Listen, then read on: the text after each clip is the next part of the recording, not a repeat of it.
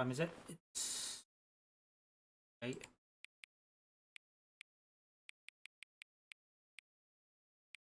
Jesus. We had a life. Bed. Before we get started with this.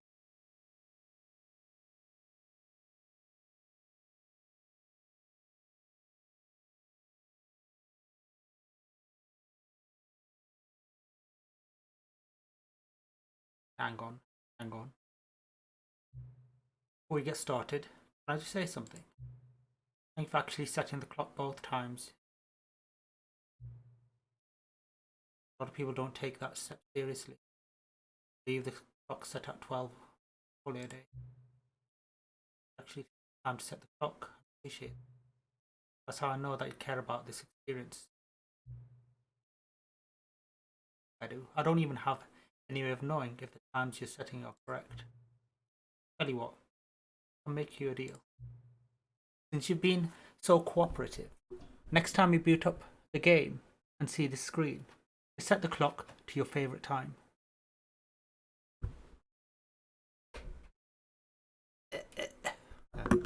Mic's in the way. Hope you can hear me. Okay. Go ahead, pick whichever time you want, even if it's not the correct time. You've earned it. Alright, to let you get back to the video game. Hey, it's pretty immersive, isn't it? Okay. Let's begin the game. This is the story of a man named Stanley. Stanley worked for a company in a big building where he was employee number 427. Employee number 427's job was simple. He sat at his desk in room 427 and he pushed buttons on a keyboard. Orders came to him through a monitor on his desk, telling him what buttons to push, how long to push them, and in what order. This is what employee 427 did every day of every month of every year. And although others might have considered it soul-rending, Stanley relished every moment that the orders came in, as though he had been made exactly for this job. And Stanley was happy. And then one day, something very peculiar happened. Something that would forever change Stanley. Something he would never quite forget. He had been at his desk for nearly an hour when he realized that not one single order had arrived on the monitor for him to follow. No one had showed up to give him instructions, call a meeting, or even say hi. Never in all his years at the company had this happened, this complete isolation. Something was very clearly wrong. Shocked, frozen solid, Stanley found himself unable to move for the longest time. But as he came to his wits and regained his senses, he got up from his desk and stepped out of his office. Welcome back. Got my welcome back, haven't I? Quite a bit quiet. Louder. All of his co-workers were gone. What could it mean? Stanley decided to go to the meeting room. Perhaps he had simply missed a memo. No matter how hard Stanley looked, he couldn't find a trace of his co-workers. I want to get up this one. Try this. I don't remember how to do. Anyway, let's get over there. Let's get to our bucket. See if we can get our bucket. Hey, bucket. Stanley lifted the bucket into his arms, and a wave of comfort rushed over him. Where do we go? Go.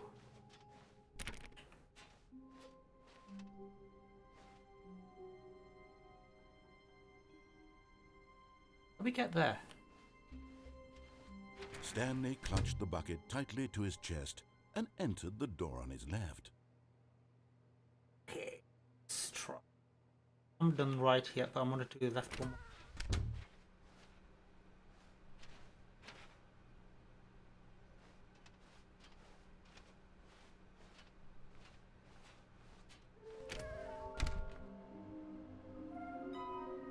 They're different.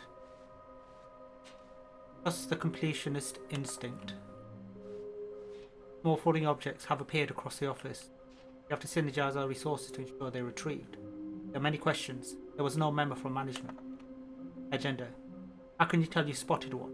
What makes them float in the air? Who took these pictures of them? No idea. Particularly are hard to find. All the clues provided by employee 416 can do it. Bedroom. Right, 416, keep that in mind. Thank you. Good luck.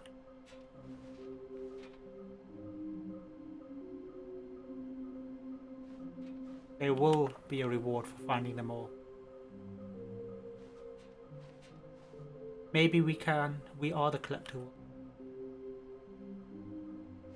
I've managed to pick up sounds unusual to our regular office ambiances or local audio resources using an array of cardioid microphones, also known as directional mics, a microphone which picks up sound from a particular area. Analysis of the recordings allowed me to triangulate the source of the strange noise.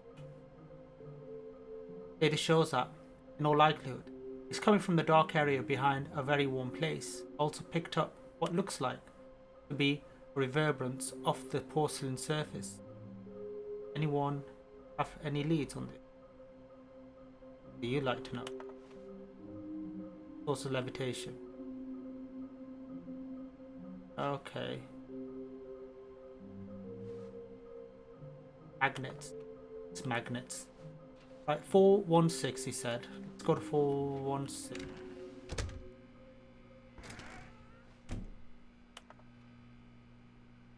Done that before. Coming to a staircase, Stanley and the bucket walked upstairs to the boss's office. Let's do the standard play first, and then we'll do something a bit next.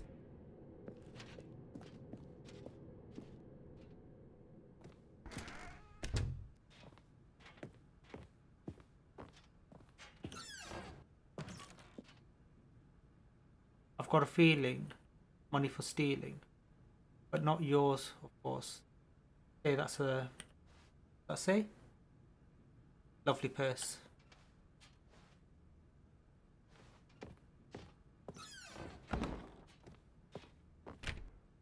There. Stepping into his manager's office, Stanley was once again stunned to discover not an indication of any human life. Crushed by the weight of this revelation, Stanley may have broken down into an emotional dumpster fire if not for the soothing presence of the bucket. Even now, in his darkest of hours, did the bucket's warmth and guiding light pierce the dark clouds of confusion and chaos. It would be with him always. The bucket would, and he knew it. The two of them were inseparable. At this point, Stanley was so absorbed in the tender spiritual connection he shared with the bucket that he didn't notice the keypad behind the boss's desk. Nor in his bliss of simply being near the bucket did he have any notion that the PIN number for the keypad was 2845. 2845. But Stanley guessed the correct code by sheer luck. Was it that the bucket knew all along? Was the bucket guiding him? Yes, this is certainly the most logical explanation. I'm repeating a lot of it from yesterday, but there might be something a little bit different. Maybe. Never know.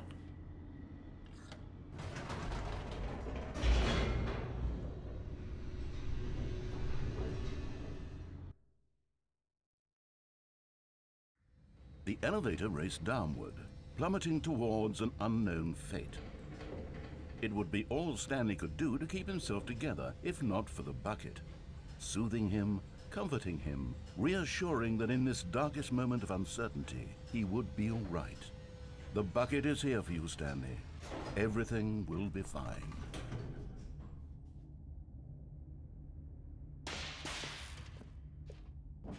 Done this before. Stanley and the bucket walked straight ahead through the large door that read, Mind Control Facility. Right, we went here this way last time, didn't we? I'm gonna go this way. Where's my bucket?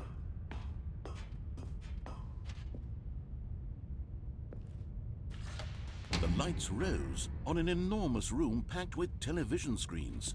What horrible secret did this place hold? Stanley and the bucket both wondered to themselves. Ooh.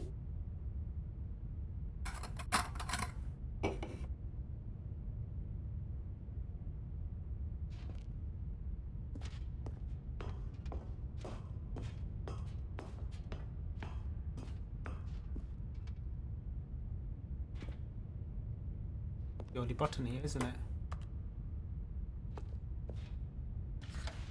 The monitors jumped to life, and Stanley nearly dropped the bucket in shock.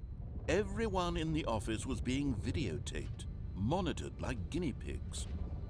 The bucket had never seen anything like this, and it very nearly burst into tears as Stanley cradled it gently, reassuring it that everything would be fine.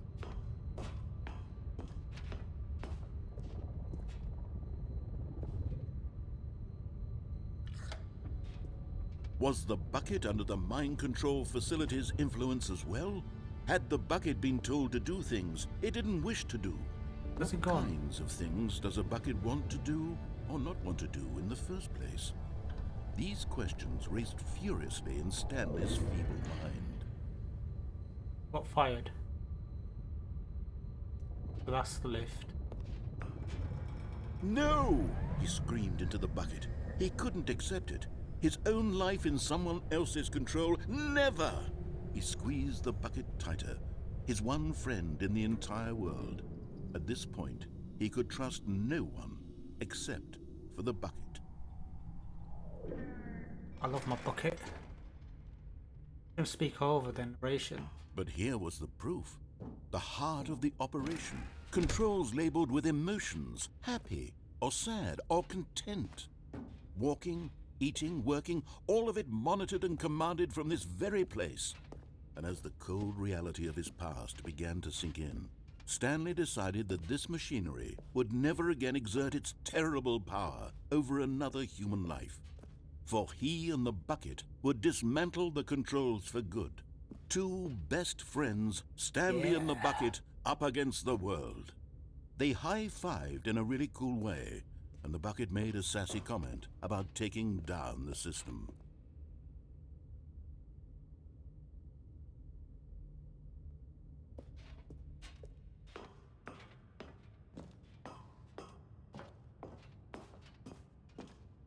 System power. When at last they came to the source of the room's power, Stanley and the bucket knew it was their obligation to put an end to this horrible place and to everything it stood for. But at the last second, the bucket jumped in and pressed the button to turn on the controls. Stanley gasped in horror. Try to Had press this off. been the bucket's plan all along? To take over the machine and claim the power for itself? How could the bucket have betrayed him like this? Stanley was prepared to throw the bucket away in disgust when suddenly an image appeared upon the enormous screen. Birds. Silly, silly birds. The control buttons became active again.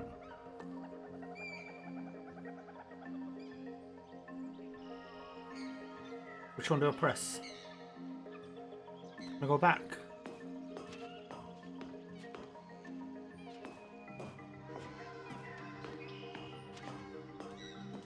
No going back.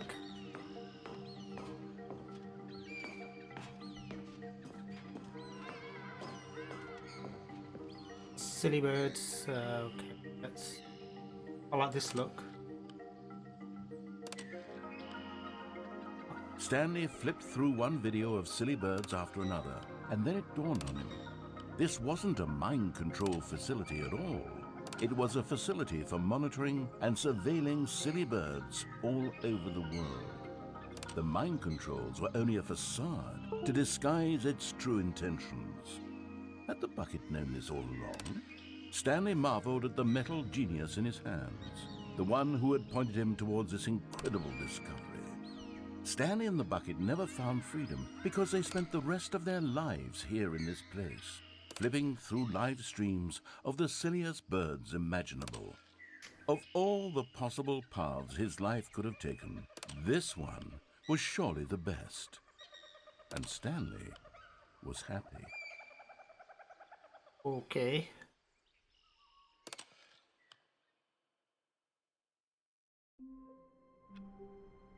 That it?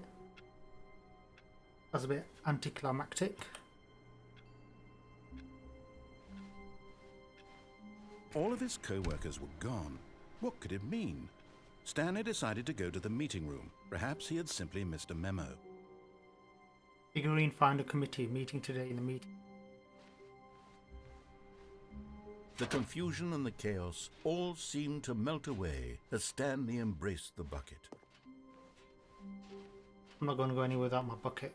Stanley clutched the bucket tightly to his chest and entered the door on his left. I'll be in upstairs on the left.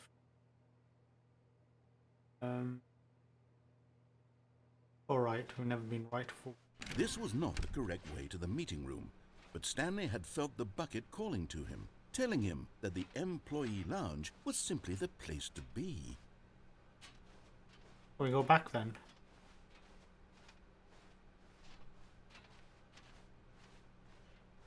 I'll go back.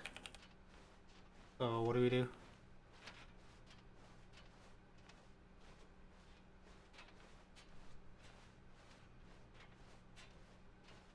And here it was. Had the bucket turned out to be correct? Was this better than the meeting room? Yes, Stanley thought to himself. Yes, perhaps it truly was. How insightful the bucket turned out to be.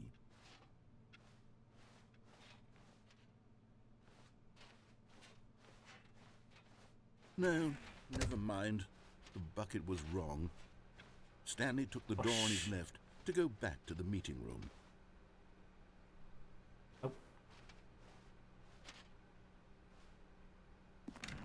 No, Said the bucket. don't go to the meeting room. Go somewhere else. The cargo lift, yes. Go there. Go to the cargo lift. I saw this on some YouTube playthroughs.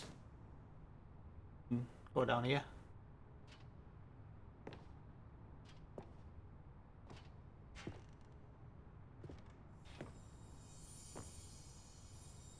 Okay, I'm going back to the name of these little Stanley figurines, and now I'm torn between Stanlerines and Figlies. What do you think, Stanley? What name better encapsulates the intrinsic sense of happiness that you get from seeing a small number in the corner of your screen go up by 1? Let me sit on it. I'm sure it will come to me.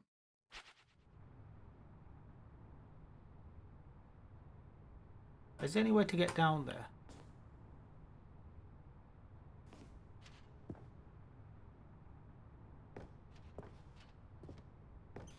Too high.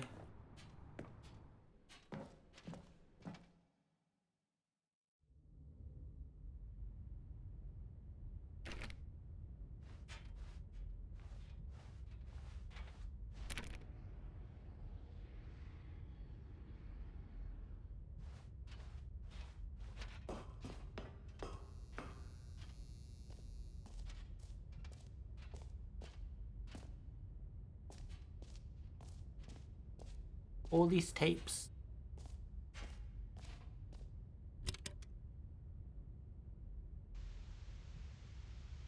Okay, this is day number 295. Tape number... I don't even know. I've lost track. Nothing feels real anymore. The longer I study this bucket, the less sense anything makes. The sheer euphoria I feel every time I pick it up. No matter how many times I've done it, it's always the same feeling. And the emptiness in my chest when I set it down. It doesn't make sense. There's no explanation for it. I still haven't figured out why I see the world so differently when this bucket is in my arms. Why everything feels so... What do I do with this treasure? I can monetize it. Yes. It's unthinkable the amounts of money people will pay for even just an hour with the bucket. This is my golden ticket. But I have to be careful, because as soon as this gets out, there's going to be a target on my back. Even now, I don't know who might be trying to get... What's that? Who's there? Camporata.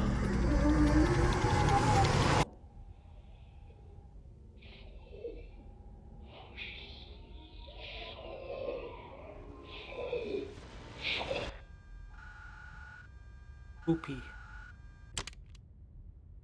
It's spooky. Well, yeah, well, what's the point? Well, let's get back there. All of his co-workers were gone. What could it mean? Stanley decided to go to the meeting room. Perhaps he had simply... Warmth spread through Stanley's arms. With the bucket in his arms again, he was home.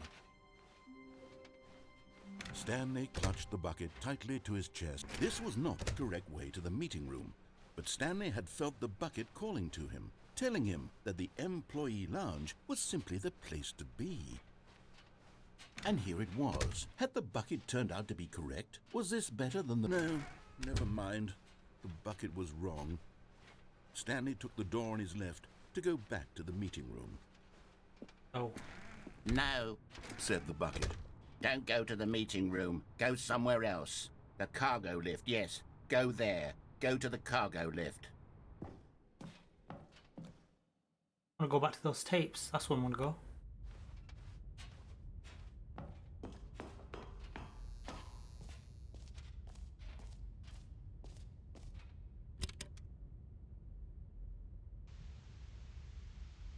Okay, this is day number 295. Tape number... I don't even know. I've lost track. Nothing feels real anymore.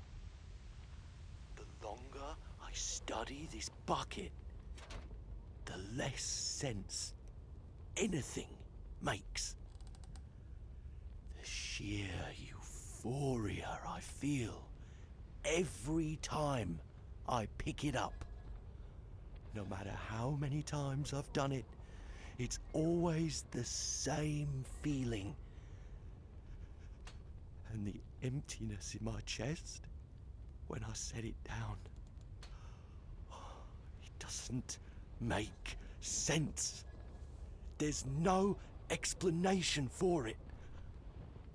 I still haven't figured out why I see the world so differently when this bucket is in my arms. Why everything feels so... What do I do with this treasure? I can monetize it. Yes. It's unthinkable the amounts of money people will pay for even just an hour with the bucket. This is my golden ticket.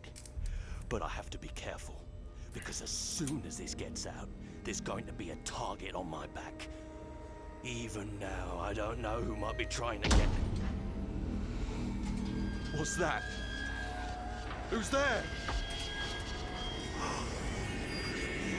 Camporata.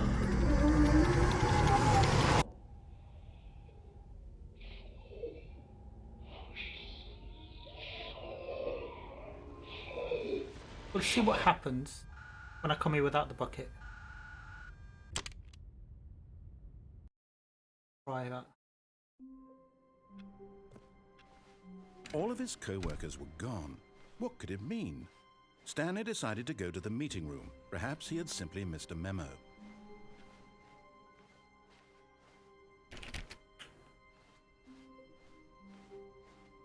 When Stanley came to a set of 2 open doors, this was not the correct way to the meeting room, and Stanley knew it perfectly well.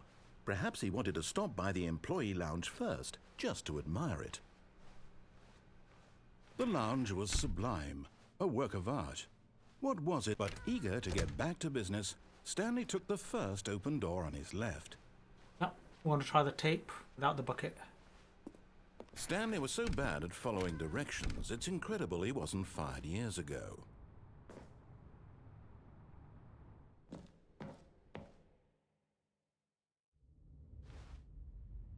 Stanley had now gotten himself so far off the beaten path that it seemed the office had begun so far off the beaten path that it seemed the office had begun so far off the beaten path that it seemed the office had begun so far off the beaten path that it seemed the office had begun so far off the beaten path that it seemed A different tape. You didn't think I was actually just a recording, did you? What a silly and trite explanation that would be. All the back and forth between you and me, all the absurd adventures we've been through, and it all turns out I'm just a tape recording? It was all just in Stanley's head. I bet that's the kind of twist you think is revelatory. I bet each and every time you watch a movie where it turns out all to be in the main character's imagination, you must absolutely bolt off the couch in pure shock at the phenomenal and intricate storytelling. It must be so simple to be you. Life being an unending waterfall of surprises and delights.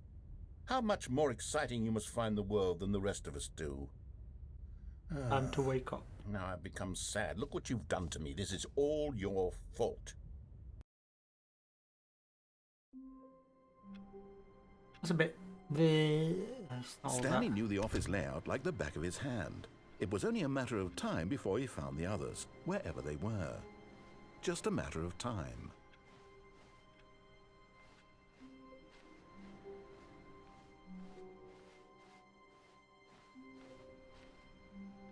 Stanley picked up the bucket and smiled.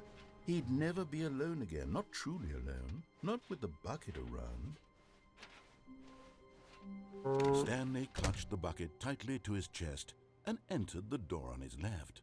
Let's go here. Let's go across. This was not the correct way to the meeting room, but Stanley had felt the bucket calling to him, telling him that the employee lounge was simply the place to be.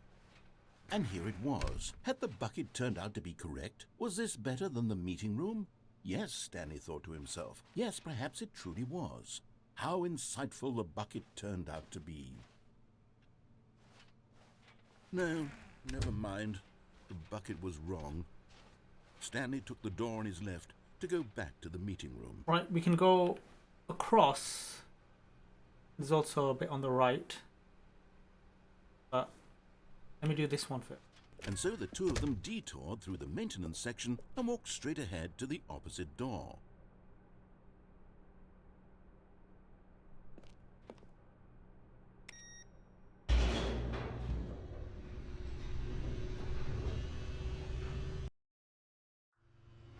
Oh, good Stanley. I'm glad you found your way here. I knew you'd find this place eventually.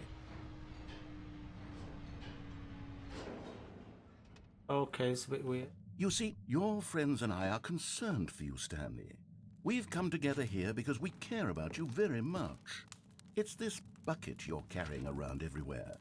The bucket isn't even from the original Stanley Parable. It's just sequel content. We're the ones that matter, Stanley. Classic characters from the first game, like the Adventure Line and the Broom Closet. Because that's what fans want from a sequel. They want more of their favorite jokes, not this bucket that they've never seen before.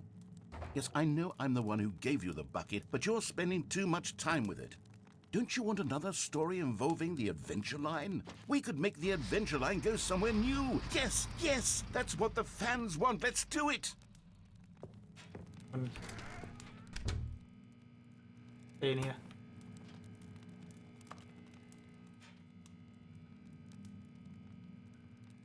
No lines.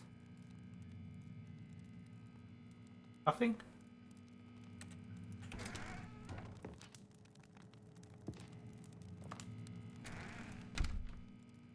Nothing. Let's go then.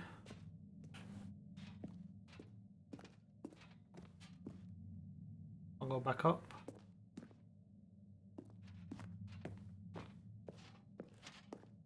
Whee! Look at that wacky line. Who knows where it'll go off to next? Oh, and it played some silly music as well.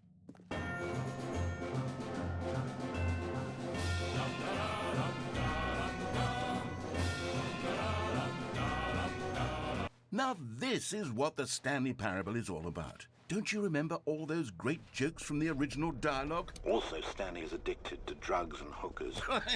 Yes, it's as classic now as it was back then. Let's do it for the fans, Stanley. Let's give them more content exactly like this. But if we want to do that, you're going to have to give something up.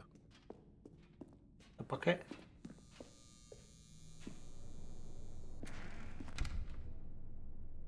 Don't you get it, Stanley? We need to get rid of the bucket. That's why I'm very proud to introduce a brand new character. This is the Bucket Destroyer. I think it'll make a wonderful new addition to the rich lore of the Stanley Parable. True, it also was not in the original game, but it's such a well-fleshed-out character with so much personality that to me it already feels as though it's been part of the cast all along. Don't you agree? No. Get out of here. Can you guess what the Bucket Destroyer does? Surely you don't need me to spell it out for you. Go ahead now, Stanley. Say goodbye to the bucket, and then pop it into the machine when you're ready. No. Now listen to me. It's crucial that you give it the bucket. I don't know what the Bucket Destroyer will do if it can't destroy your bucket. Destroying buckets is all it knows. That is its singular personality trait. Can I destroy myself? Sure, I can hear you saying, how does a character with only one personality trait deserve to join the pantheon of beloved Stanley Parable characters? Well, you see, if you were to really explore the Bucket Destroyer, you would see that its desire to crush buckets is so densely loaded with complexity and nuance that it's really like 10 personality traits. What other object in this game can you even say that about? The broom closet? Certainly not. I wonder what sort of Bucket Destroyer merchandise the fans will be clamoring for after this. Okay, the Bucket Destroyer is getting very upset now. You'll have to hurry and feed it. We can't get back to the classic Stanley Parable characters like the Adventure Line or the Bucket Destroyer until you crush that damn bucket. Quickly now, the fans are waiting. Do it, the fans, Stanley. Give the fans what they want. Hurry and... At the next one, I want to see what happens with the bucket here.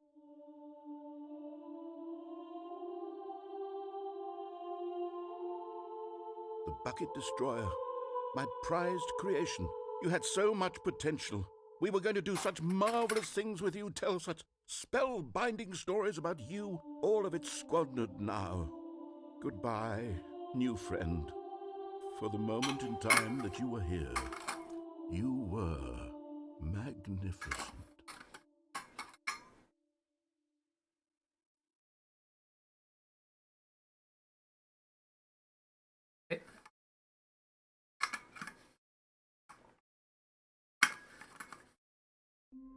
Right. Let's do that again with throwing the bucket in. All of his co-workers were gone. What could it mean? Stanley decided to go to the meeting room. Perhaps he had the good old bucket. Just Stanley and the bucket. Off on another thrilling adventure together.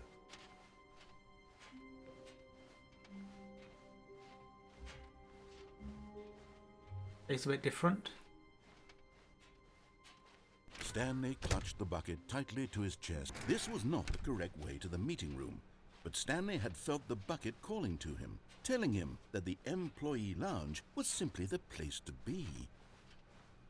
And here it was. Had the bucket turned out to be correct? Was this... No, never mind. The bucket was wrong. Stanley took the door on his left to go back, and so the two of them detoured through the maintenance section and walked straight ahead to the opposite door.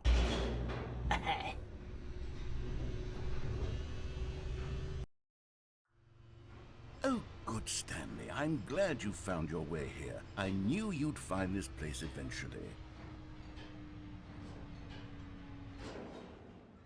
You see, your friends and I are concerned for you, Stanley. We've come together here because we care about you very much. It's this bucket you're carrying around everywhere. The bucket isn't even from the original Stanley Parable. It's just sequel content. We're the ones that matter, Stanley. Classic characters from the first game, like the Adventure Line and the Broom Closet. Because that's what fans want from a sequel. They want more of their favorite jokes, not this bucket that they've never seen before. Yes, I know I'm the one who gave you the bucket, but you're spending too much time with it. Don't you want another story involving the Adventure Line? We could make the Adventure Line go somewhere new. Yes, yes, that's what the fans want. Let's do it. Whee! Look at that wacky line. Who knows where it'll go off to next? Oh, and it played some silly music as well.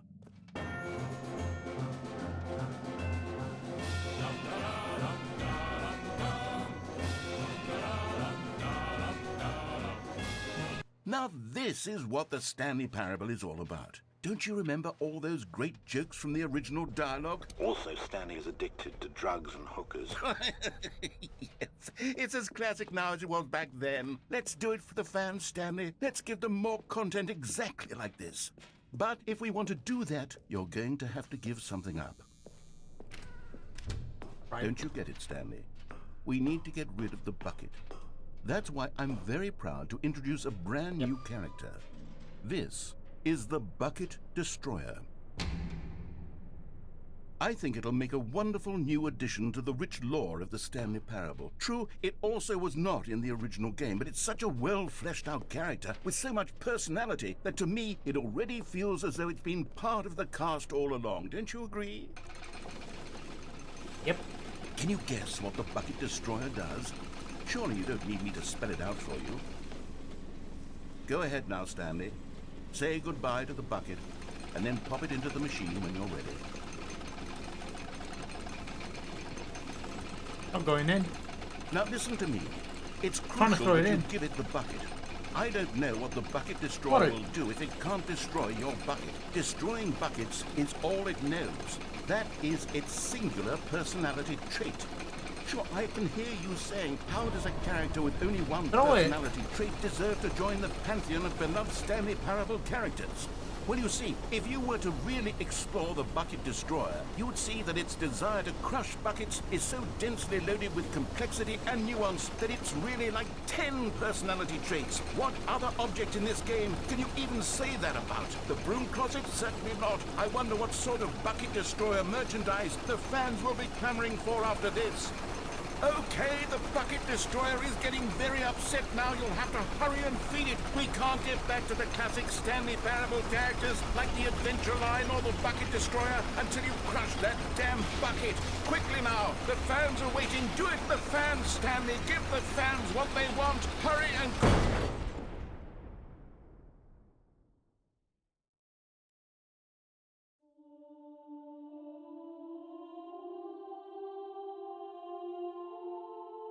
The Bucket Destroyer, my prized creation. You had so much potential. We were going to do such marvelous things with you, tell such spellbinding stories about you. All of it squandered now. Goodbye, new friend. For the moment in time that you were here, you were magnificent.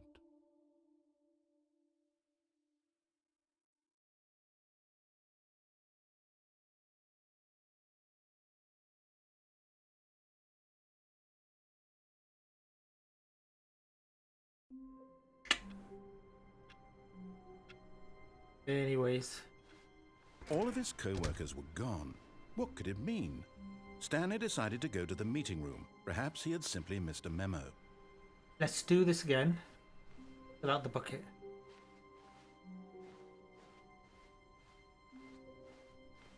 When Stanley came to a set of 2 open doors, he entered the door on his left. This was not the correct way to the meeting room, and Stanley knew it perfectly well. Perhaps he wanted to stop by the employee lounge first, just to admire it. The lounge was grand, majestic, perhaps too, but eager to get back to business, Stanley took the first open door on his left.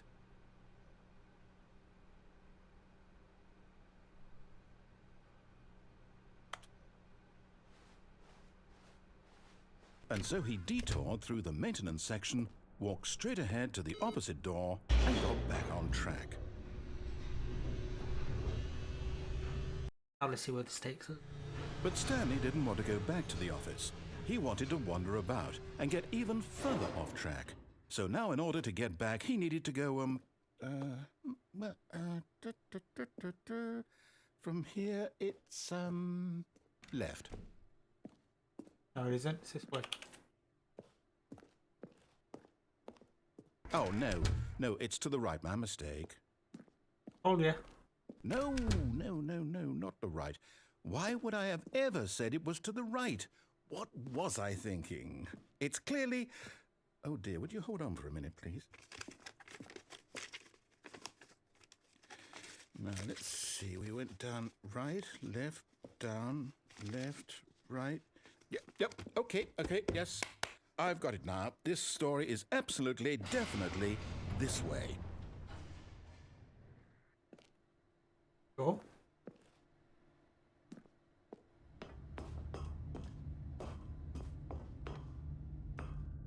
No. This isn't right at all. You're not supposed to be here yet. This is all a spoiler. Quick, Stanley, close your eyes. Okay. We just have to get back to, oh, who am I kidding? It's all rubbish now. The whole story completely unusable. How about, rather than waste my time trying to salvage this nonsense, we'll just restart the game from the beginning. And this time, suppose we don't wander so far off track, No, I'm gonna go back. From the top. I'm gonna go back. All of his co-workers were gone. What could it mean? Stanley decided to go to the meeting room. Perhaps he had simply missed a memo. The bucket's not there.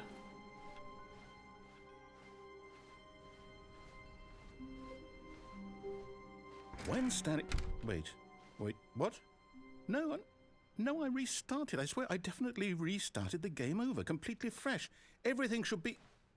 Oh, did something change? Stanley, did you change anything when we were back in that room with all the monitors? Did you move the story somewhere or... Hold on. Why am I asking you? I'm the one who wrote the story. It was right here just a minute ago. I know for sure that it's here somewhere. Okay, then. It's an adventure. Come, Stanley. Let's find the story. Go this.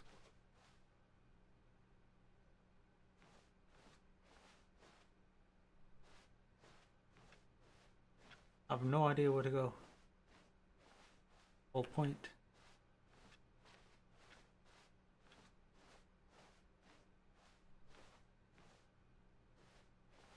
Huh?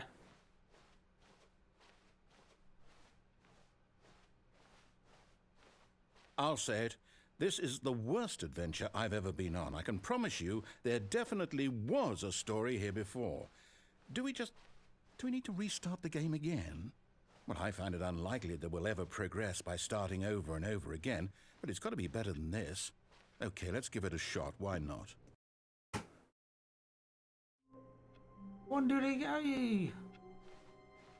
All of his co-workers were gone.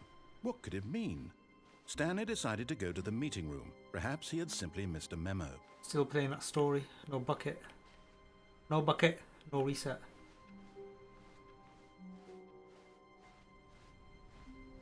$416. Okay, yep, it's worse. I might be remembering this wrong. It's possible the story is back where we just came from. Why don't we go back the other direction and see if we missed anything?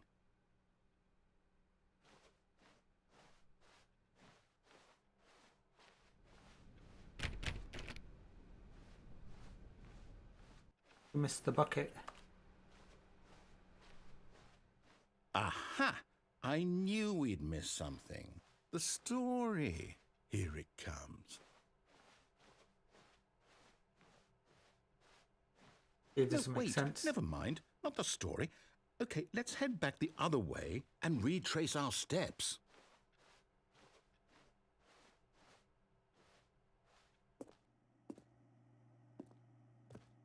Now this... Well, I'll be honest, I don't recognize this place at all. Is this the story? I don't think so. I can't quite recall, but I believe my story took place in an office building. Is that correct? Do you remember, Stanley? Well, do you know what? Since I've completely forgotten what we were supposed to be doing, how about this?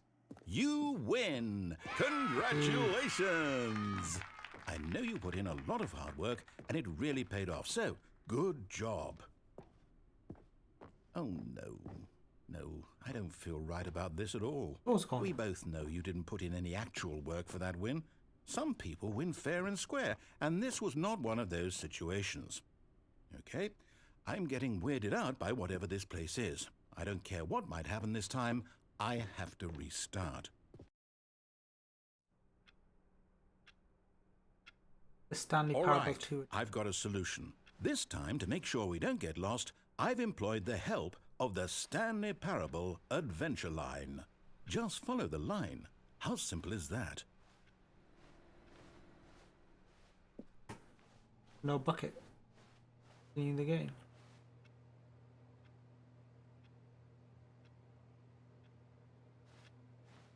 Ah.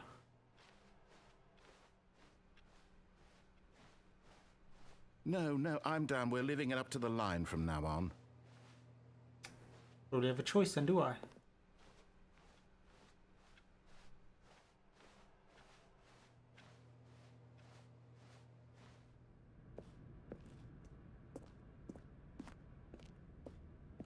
You see?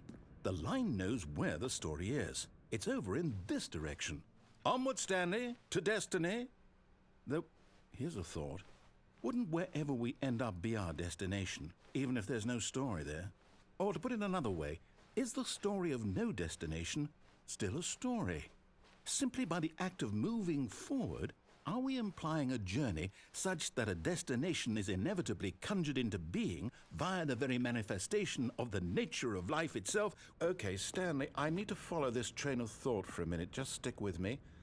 Now, we can both agree that the nature of existence is in fact a byproduct of one's subjective experience of that existence, right?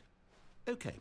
Now, if my experience of your existence rests inside of your subjective experience of this office, is this office, in fact, the skeleton of my own relative experiential mental subjective construct? Whoa. Hang on. That got a bit weird back there. Well, I'd like to apologize. Not sure where I was going with all that. You know what? I think what we need right now is a bit of music to lighten the mood.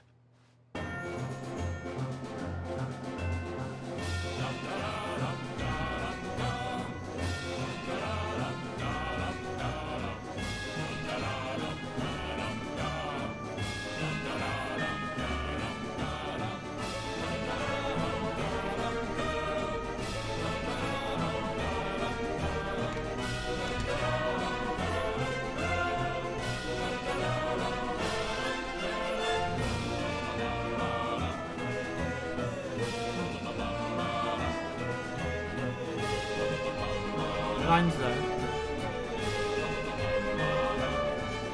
Line's there.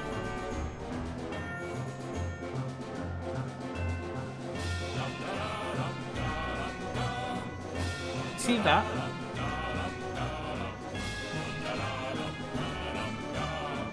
Wait, cut the music. Go back and look at that fern. Stanley, this fern will be very important later in the story. Make sure you study it closely and remember it carefully. You won't want to miss anything. Right, studied it. Did it again. Wait, what? We're back at the office? No. Line, you do know we're looking for the Stanley Parable, right? The story? Is any of this ringing a bell?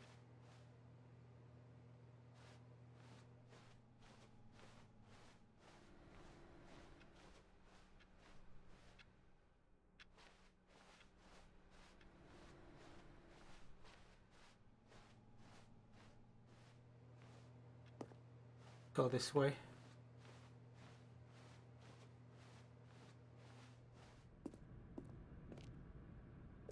Oh, no, not again. Line, how could you have done this to us? And after we trusted you, after everything we've been through, you... Oh, I can't take this anymore. To hell with it. Restart. Oh, come on. Original line. You know what, Stanley? I say forget the adventure line. What's it ever done for us? We're intelligent people, right? Why can't we make up our own story? Something exciting, daring, mysterious. Ooh, this all sounds perfectly doable. Why don't we simply start wandering in, well, I don't know. How about this direction?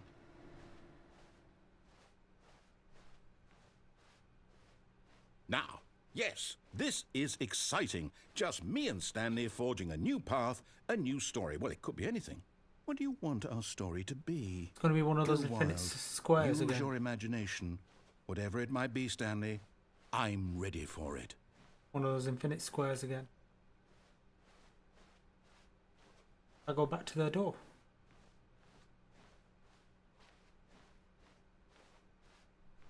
Yeah. Go back to the door we came.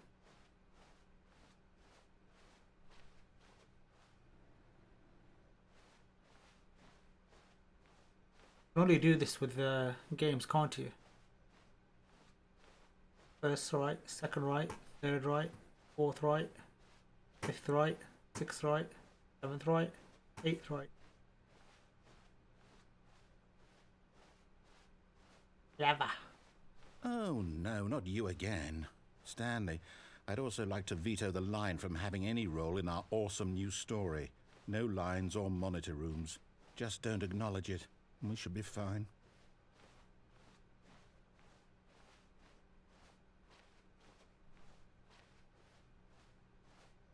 Ah, a choice. We get to make a decision. Go From back. here, the story is in our control. How important, we mustn't squander the opportunity. In fact, I believe I need a minute to think here. Just walk in circles for a minute. Okay, so I know that each door has to lead somewhere, which means that somewhere, the place where we're trying to go, there must be a reverse door that leads here. And that in turn means that our destination corresponds with the counter-inverted reverse door's origin. So starting from the right, let us ask, will taking the right door lead us to where we're going? And since the answer is clearly yes, then by all accounts, the door on the right is the correct one. Another victory for logic. Come, Stanley, our destiny awaits.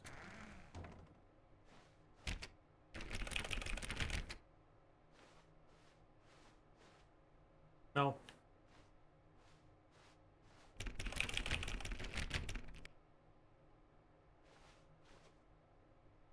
We can't do much then, can we? We've got to go with it.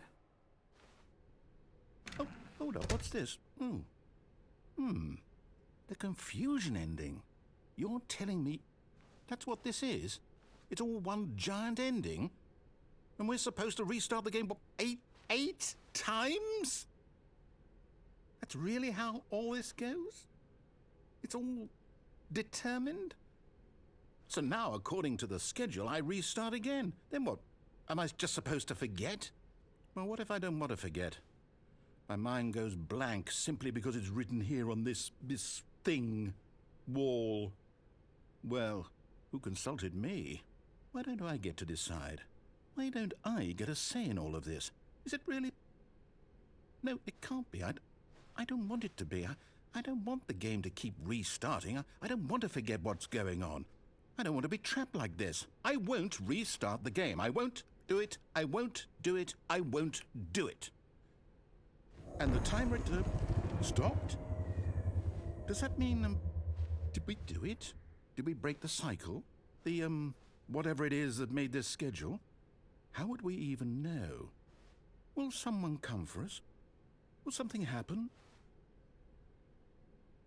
So, We're stuck, Okay. thank you. I guess now we just wait. You know, I suppose in some way that this is a kind of story, wouldn't you agree? I'm not quite sure if we're in the destination or the journey, though they're always saying that life is about the journey and not the destination. So I hope that's where we are right now. We'll find out, won't we? Eventually. Well, in the meantime, if you do... That was a bit weird. Caught me off guard. No narrator. All of his co-workers were... Wait, no. This isn't the right office, is it? Is this Stanley's office? Start it again. There's my bucket.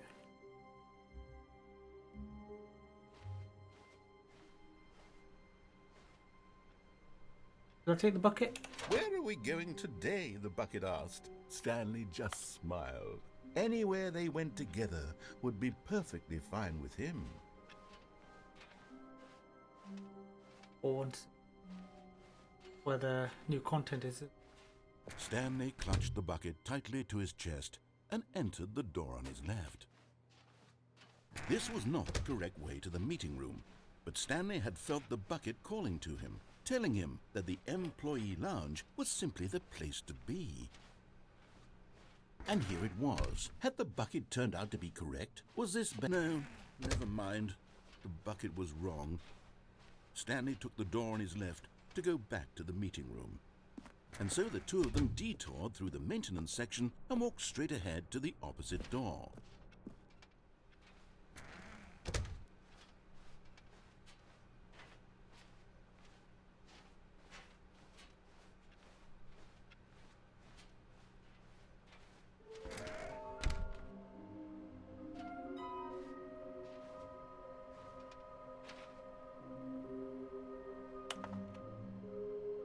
Read all that.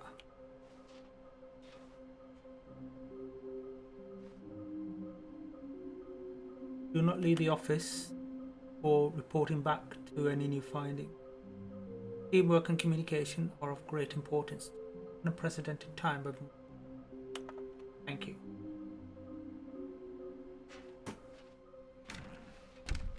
Oh, I'm going to go back.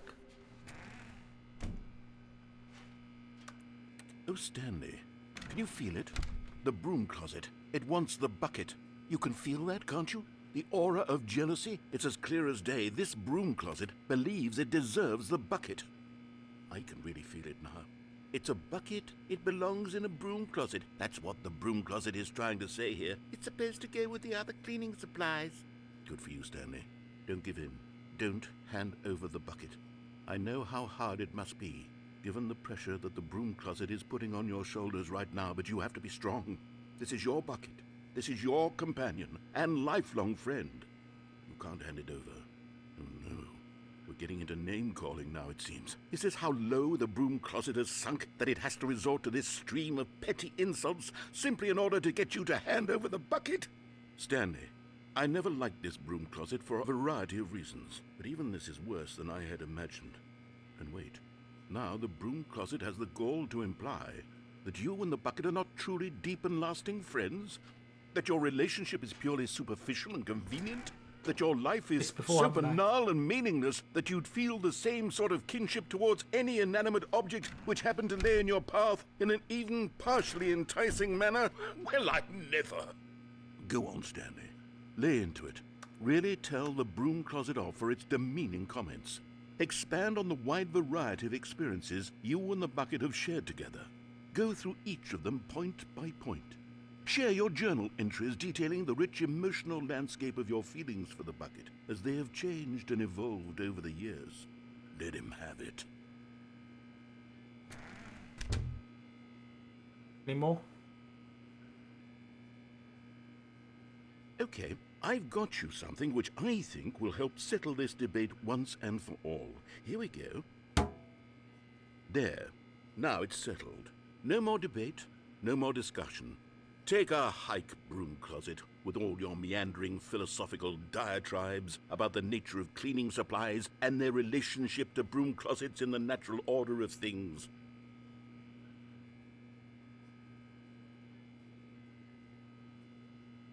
All right, I've got a second sticker back here, and I'm going to slap it on as well because I think it's appropriate. You see? I feel that it works because the sticker is also a bucket. That way, if you're ever unsure whether the thing you're holding is a bucket or not, you can look down at this sticker and say to yourself, ah, it's a bucket. There really is a wide variety of applications for this sticker. Get another sticker. Or another sticker. You know what? I could take the name-calling and the dismissal of your kinship with the bucket, but now the broom closet is just giving us the silent treatment. And to be honest, I'm sick of the pettiness on display. You can stay here all you like, but I've had it with this impetulant room of cleaning supplies. Easily the most childish such room I've ever been in. I'll see you outside, and we can get on with the story about you and your bucket.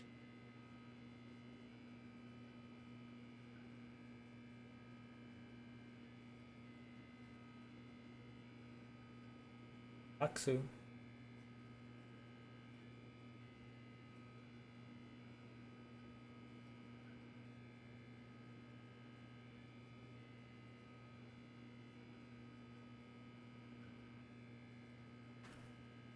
See how long it takes before he comes back.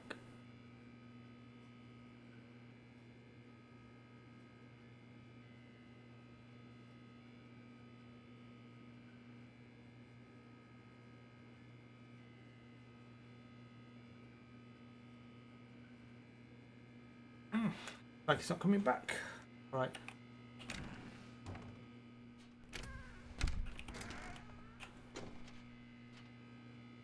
On. Let's go out. Coming to a staircase, Stanley and the bucket walked upstairs to the boss's office. Let's do this again, but with the stickers.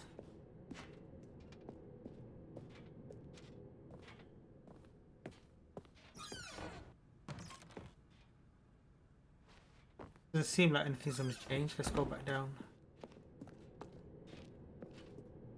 Try something different.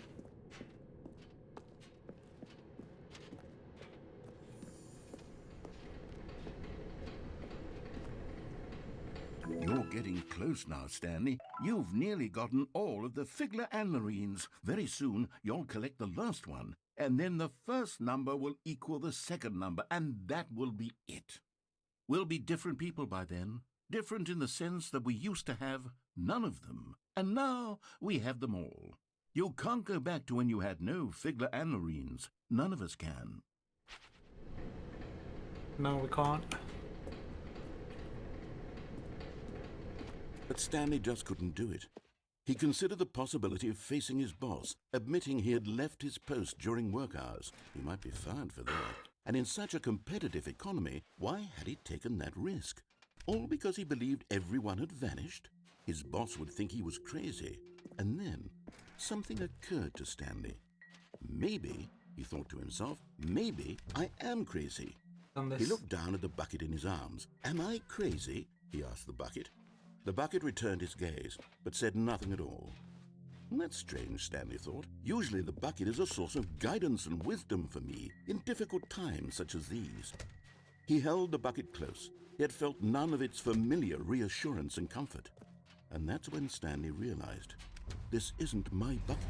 It's just a normal, everyday bucket. Someone else's bucket, perhaps. How did I end up with someone else's bucket? This is all terribly wrong. Surely no good would come from this. Who knows what sorts of bizarre hallucinations Stanley might experience without the psychologically grounding presence of his bucket. And indeed, now he noticed that the rooms were repeating, which was, of course, very odd. And now he felt himself floating off the ground. Oh, gracious, he exclaimed. Without my bucket, I've gone truly mad. Where is it? I must find it. Far off in the distance now, he heard it, calling to him. Stanley! Stanley, it's me, the bucket.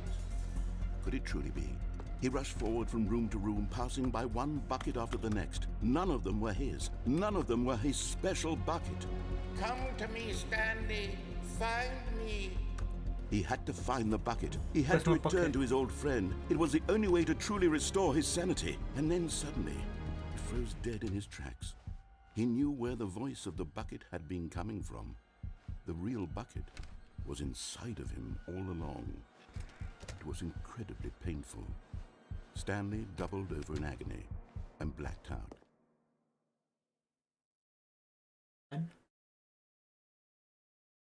This is the story of a woman named Mariella.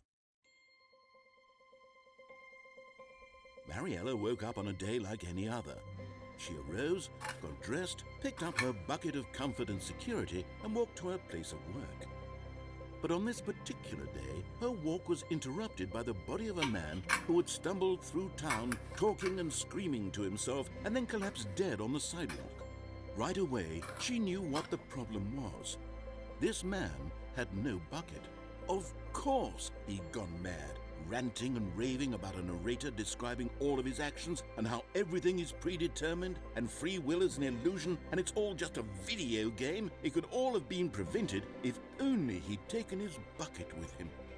Perhaps he didn't even realize he'd forgotten his bucket at home in the first place. How cruel the world can be, Mariella thought, and she hugged her own bucket even tighter. But of course, she had no time for this. There were a myriad of confusing problems she would soon have to confront at work, for which her bucket would provide absolute guidance and total clarity on everything. Heck yes, she thought to herself, my life kicks ass.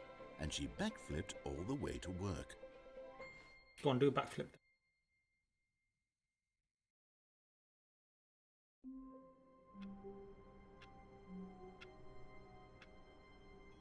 Yeah, right, let's see if there's anything new we can do. A soft wind blew outside and perhaps rain started, and if it did, it stopped shortly after. Stanley hoped that he would one day see weather.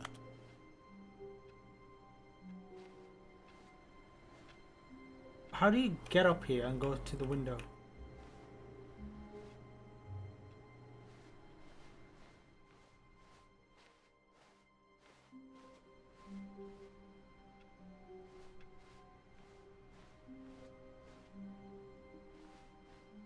A good bucket, a strong bucket, a humble bucket, a committed bucket, a bucket of culture and distinction. Stanley clutched the bucket tightly to his chest. This was not the correct way to the meeting room, but Stanley had felt the bucket calling to him, telling him that the employee lounge was simply the place to be. And here it was. Had the bucket turned out to be correct? No, never mind. The bucket was wrong. Stanley took the door on his left to go back to the meeting room. No, Said the bucket. don't go to the meeting room. Go somewhere else. The cargo lift, yes. Go there. Good. Said the bucket. Now ride the lift all the way to the top. There's something up there I need you to do. Stanley did not question why or how this bucket was speaking to him. It's time, It should have alarmed him, of course, because buckets can't talk. But Stanley chose not to think about this obvious fact. He was firmly convinced that the bucket had spoken to him, and he unthinkingly did whatever the bucket asked.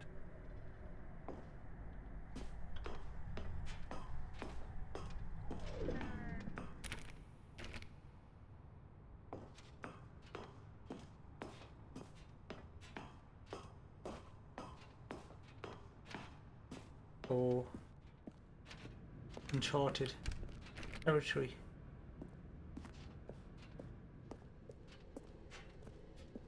No, stop.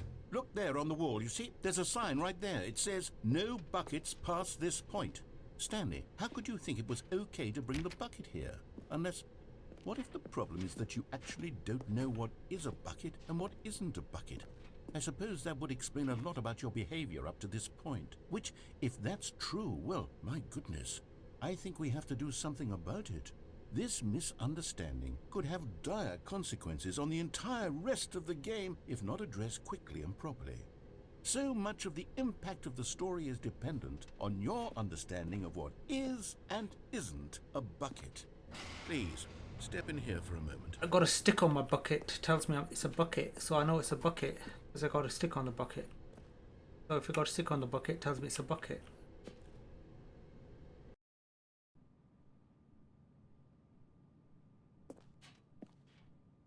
Now then, I'm going to run you through some test scenarios and you'll tell me whether or not the thing I'm showing you is a bucket.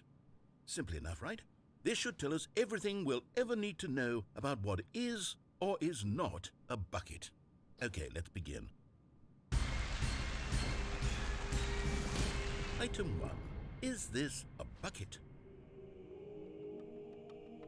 I say no. Wait for the next one. Incorrect. It is a hologram of a bucket, not an actual bucket.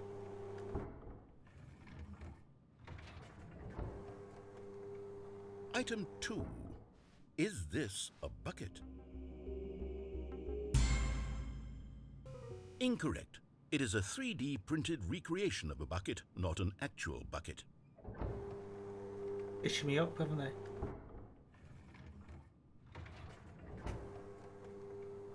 Item 3. Is this a bucket? Correct. This is a bucket.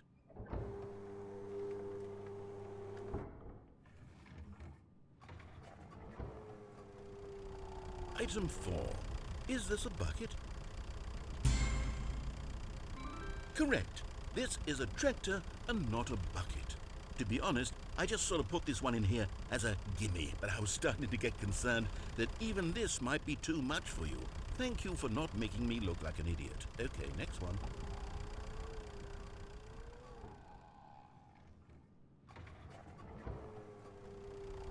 Is this a bucket? See what happens. Incorrect. This is a bucket.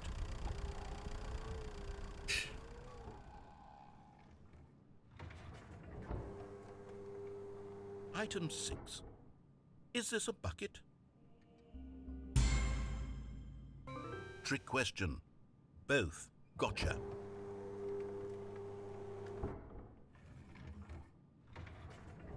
Item... Wait, hold on. I can't find the next one. Let me see. It should be around here somewhere.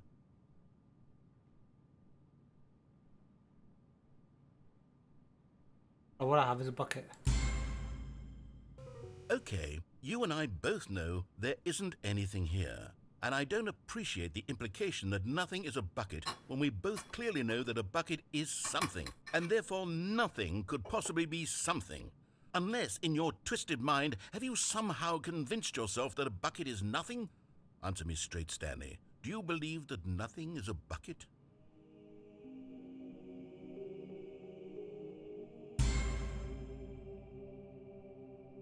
You know what? I'm too confused to even sort it out. I've lost all sense of perspective. What is a bucket? What isn't a bucket? Mere moments ago I could answer these questions with confidence, and yet now I'm somewhat adrift. Do any of us know what a bucket is? Am I a bucket? Stanley, I can't keep doing this. I'm losing myself, and myself was all I ever had to begin with. I'm afraid the bucket is threatening to tear our relationship apart. I can't have that. I'm sorry, but I'm going to erase all buckets from the game entirely. Okay, here we go.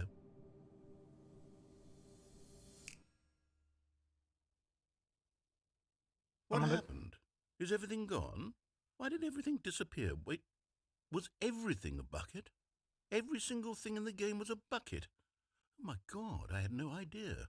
How could... Except me. I'm not a bucket after all. And you, Stanley, you're still here. You're not a bucket either. Oh, this is wonderful news. We're not buckets. Yes, I actually feel much more at ease right now. It's delightful to get some clarity on that issue. But it doesn't change the fact that we haven't got a game. So, tell you what. I'll reset everything and we'll put back all of the buckets, okay?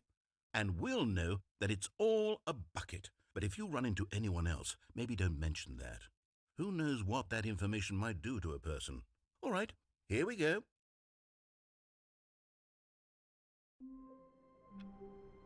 Got it again.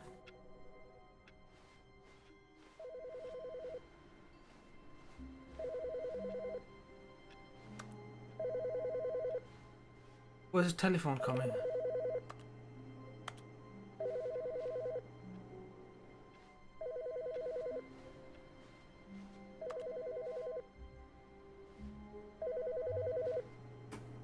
The telephone.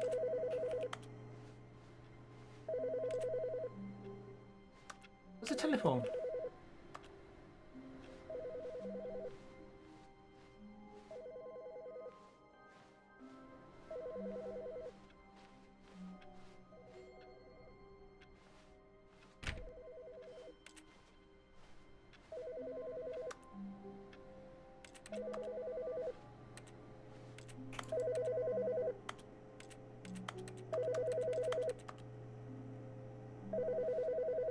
Oh, let me pick up.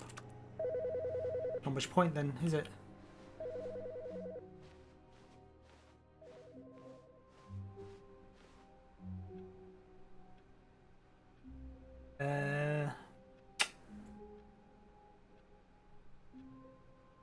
Let's do that without the bucket.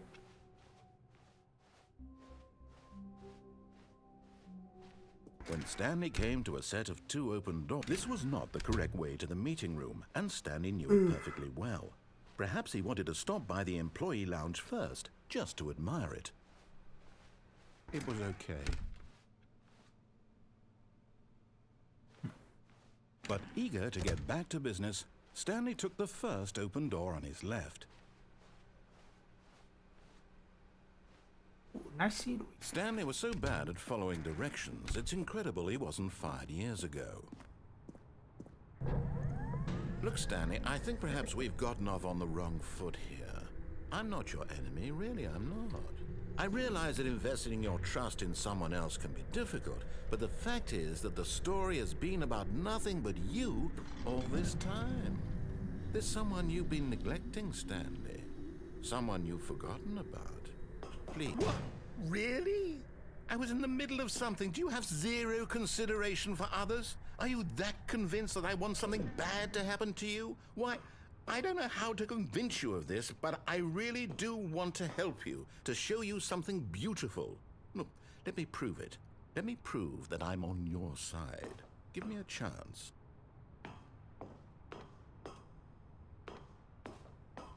I know that. That's where you have like your family or your loved one. Bucket sign's still there.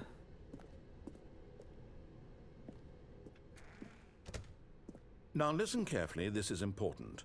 Stanley walked through the red door. And there it is, the last Stiggly Wiggly. Savor this moment, Stanley. This is a real accomplishment. This is doing something just for the sake of doing it. Where so many people expect to be rewarded for the most trivial achievements, you've insisted that a job well done is its own reward. I would tell you that I'm proud of you for collecting them all, but that would be like a reward, and we can't have that. So, instead I'll just say, it's done. We're all done here, and now we can go to whatever the hell you were doing before you hunted for figurines. Right. What about if I get an extra one though?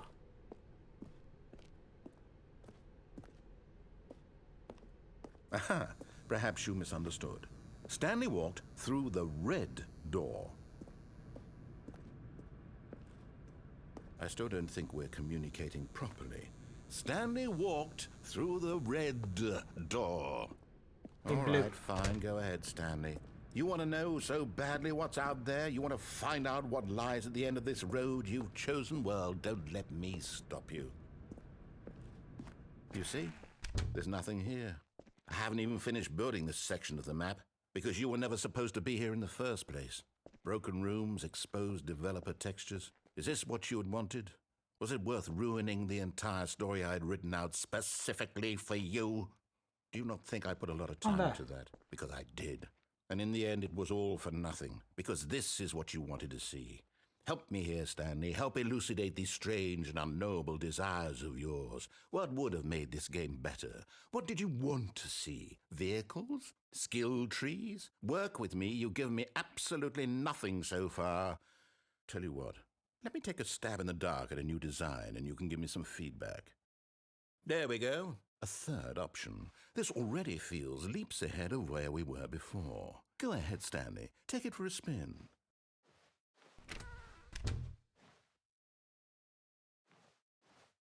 Okay, I'm going to stop you there. Now, tell me about your experience with this new version. Would you say that the game benefited from allowing you more choices? Feel free to be honest. I'm looking for some real critical feedback here. Oh, of course. A 3. Really. Maybe next time we can get you to form an actual opinion, you know? Any level of critical thinking or engagement with your surroundings? Does that sound good? Think we can do that? Yes? Wonderful. Here, based on the data from your previous playthrough, I've compiled a new version. And to be perfectly candid, I think I've knocked it out of the park with this one. Let's take a look. World League.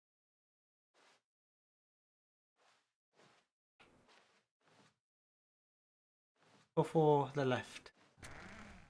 Probably going to put me back here, isn't it? Now, would you say that competitive leaderboard helped you feel motivated to keep walking through doors? Again, honest answers, please. Hey, I nearly forgot. I've got a prototype of a new game I've been working on, and now would be a lovely opportunity to give it some playtesting. You wouldn't mind taking a look at it, would you? Perfect. Let me boot it up. In this game, the baby crawls left towards danger. You click the button to move him back to the right, and if he reaches the fire, you fail. It's a very meaningful game, all about the desperation and tedium of endlessly confronting the demands of family life. I think the art world will really take notice. But of course, the message of the game only becomes clear once you've been playing it for about 4 hours. So why don't you give it 4 hours of play to make sure it's effective? Be sure to keep notes on your experience.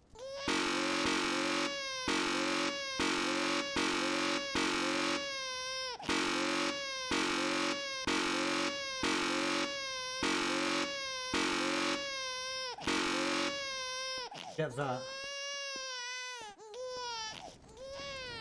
You heartless bastard. Did you do it because you hate babies or purely to spite me? Because if it's the latter, well, I don't know what to do. I'm completely out of ideas. I can't think of a single thing that might improve the experience for me. I'm not even going to try. I'm out. I'm done. It's over. Actually doing that Thank you for playing. 4 hours. Your input was extremely valuable. Oh, hey, since my game was so awful, why don't we play someone else's game, just to ease the pain? Let's see. What do we have here? Half-Life 2. Half-Life 3. Yes, this seems like it'll work. Let's give it a shot.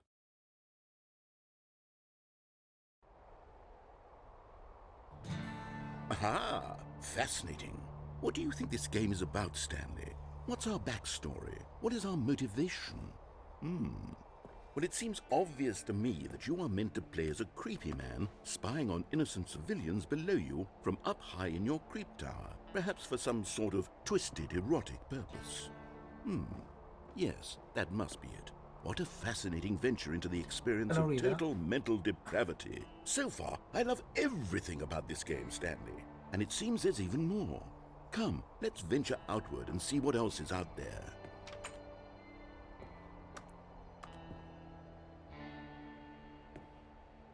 Book.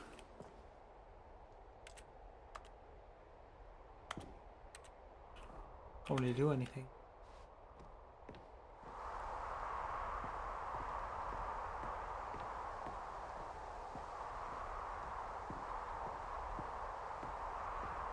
Stairs that way.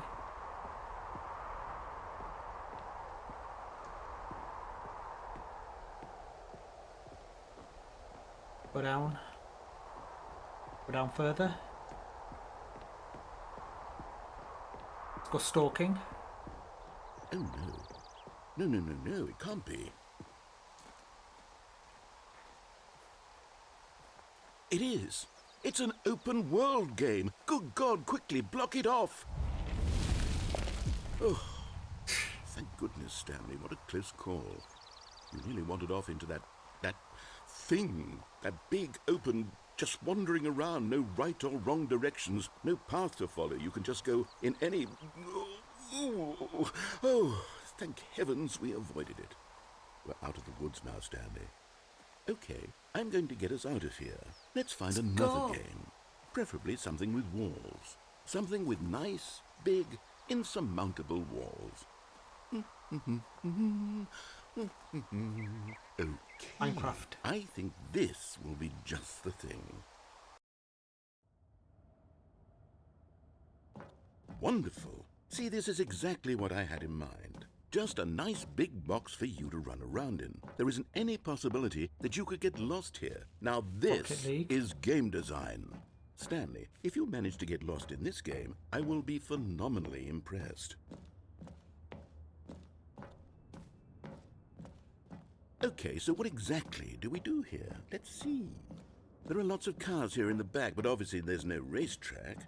Okay, I'm seeing that there's a ball of some kind back here. Is this game sports ball? Stanley, I think it's sports ball. Oh, what fun. We shall run the bases and do a touchdown together? Yes, I think surely we must. Okay, Stanley, here's the ball. Have fun. Where's the ball? Ball!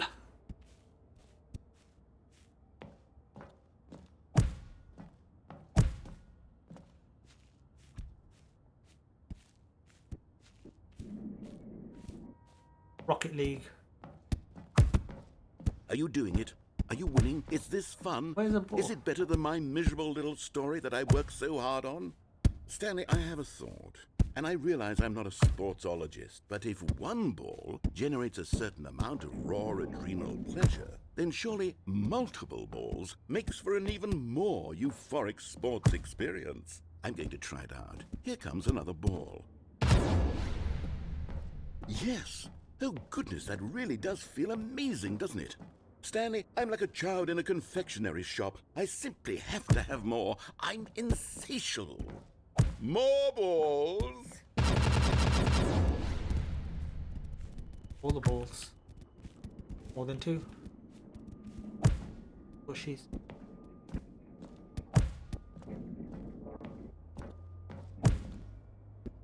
Are you enjoying this, Stanley? Are you having fun? Can I fall down Is this here? a real video game?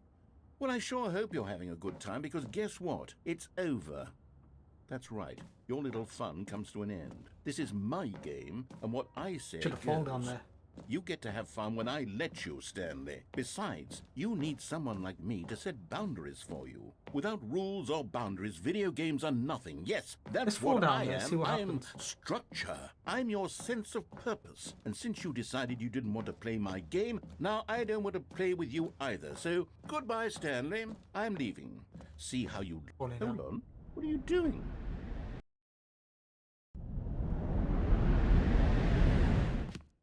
Stanley, don't do that. I can't follow you there. I can't help you. How will you write a story without me? You can't do it. You know that. Stanley, come back. Dark.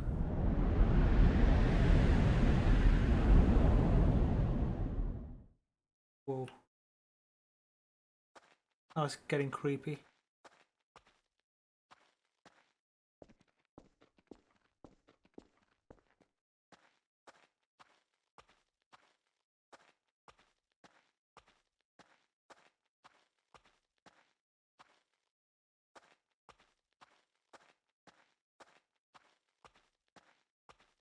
Oh, it's getting really good. Back into my...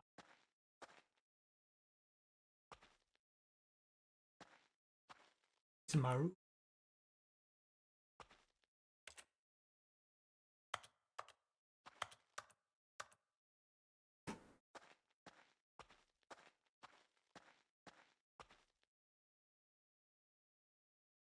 I wonder what he found.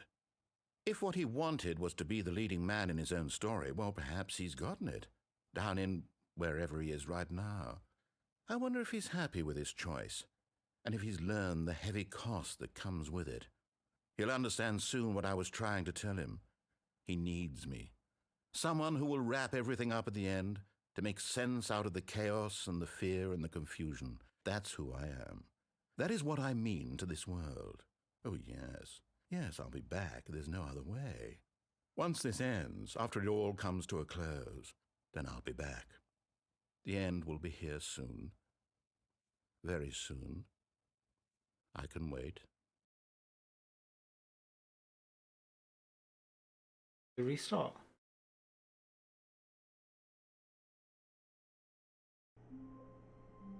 Started. Let's do that story again. Get up to Rocket League. Stanley, I'm sorry, but I have to put a pause on things. It's those figurines. Those figglers. I haven't stopped thinking about them since you nabbed every last one. Wasn't it just the most intrinsically fulfilling moment of your entire life? Didn't it fill you to the brim with inner richness? Yes, I know we're supposed to be telling a story, but won't you please indulge me with one more trip back to the memory zone? I would love nothing more than to revisit the figurines. Just one more time.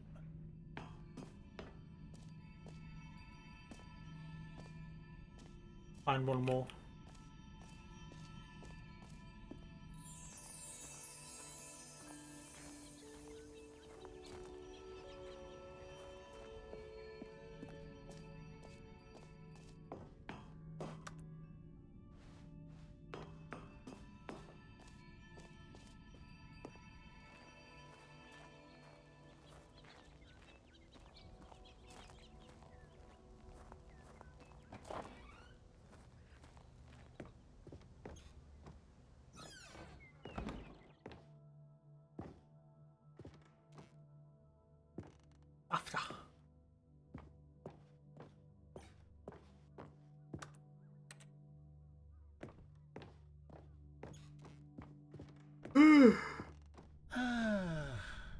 here's where it all began. The first collectible. Back then, we had no idea of how many of them we'd find. Sure, it said 6 right there on the screen, but how could we know for certain? We were so innocent.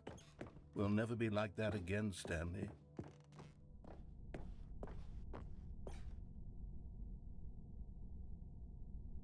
Dying.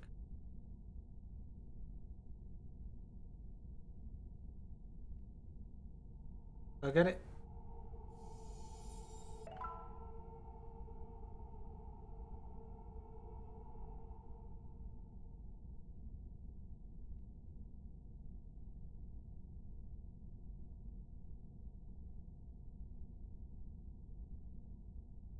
There is no way back.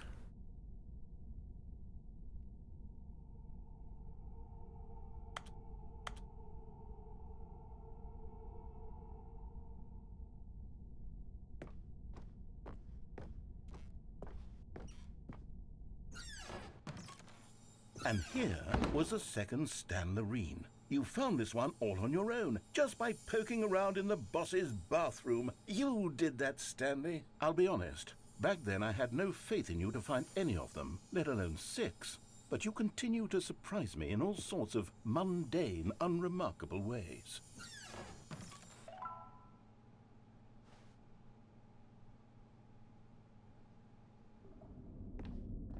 Okay, let's do a little quiz. Which of these rooms was the room you found your third mini stand? Can you remember?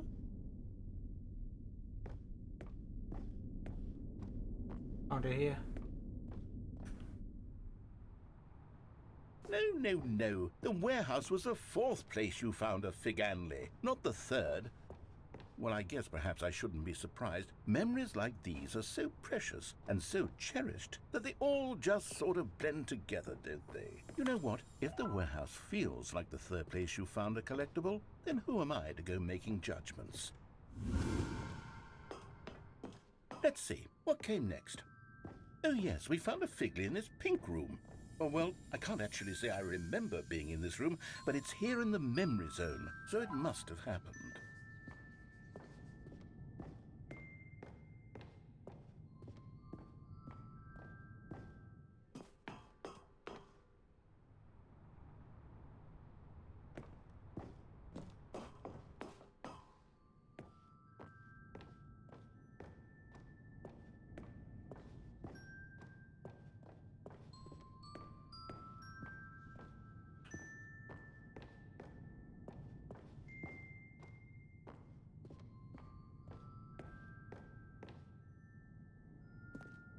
This was the 5th mini stand, and this one was really something special. It was under the stairs. I remember it so clearly. In fact, because this one is particularly special to me, I made a little video to commemorate the occasion. Enjoy.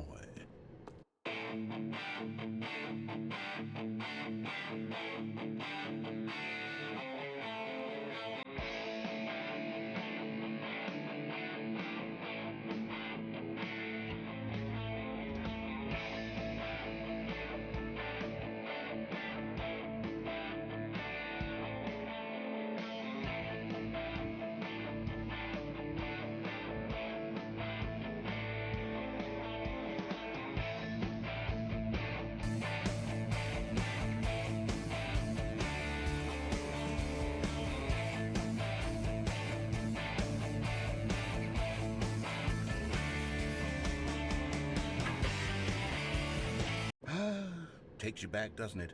I spent a lot of time making that video, but it was 8 minutes I wouldn't have spent on anything else.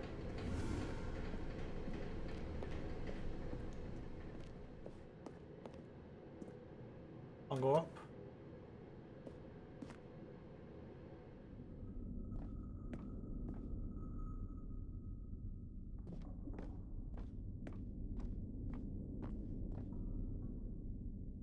And then, Stanley, then we came to the last collectible, the final figurine, right here by the red and blue doors. This memory is the most distinct and clear in my mind, perhaps because it was the one that happened more recently than all the others.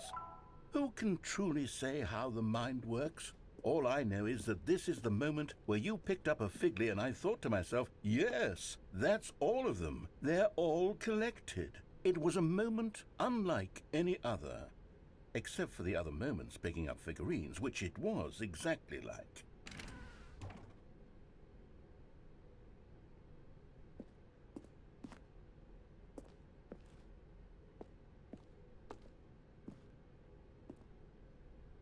Point.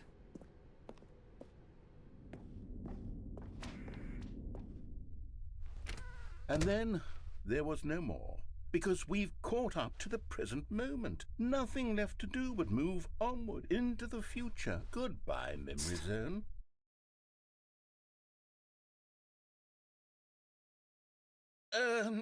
No, I'm not done. I'm not ready to move on. Stop the loading screen. Isn't there some way we can stay here, keep enjoying these figurines? Let's just go backwards. We'll do the Memory Zone again from the opposite direction. See how that feels.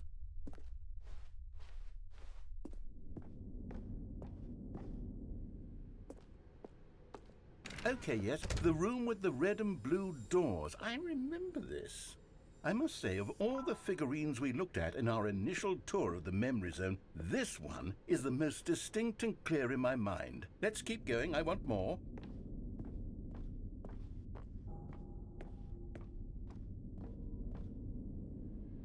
And here's where I made that video. Don't you remember the video we watched?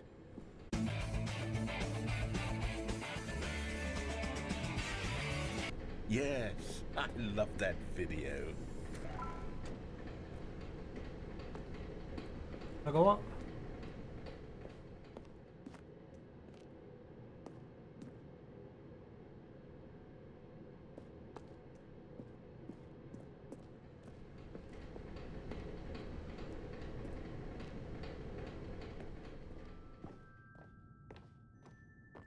Still don't remember the pink room, Stanley. Still no memory of this one. Good room, though. A solid room.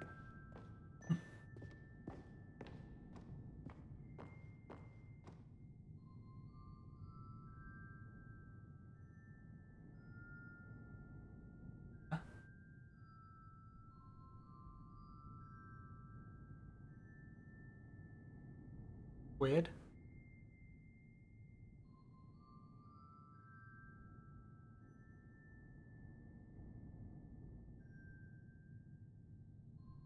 Going on.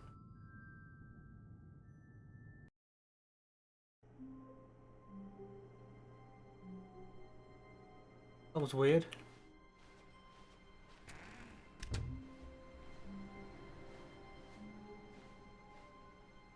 Stanley, I'm sorry, but I have to put a pause on things. It's those figurines.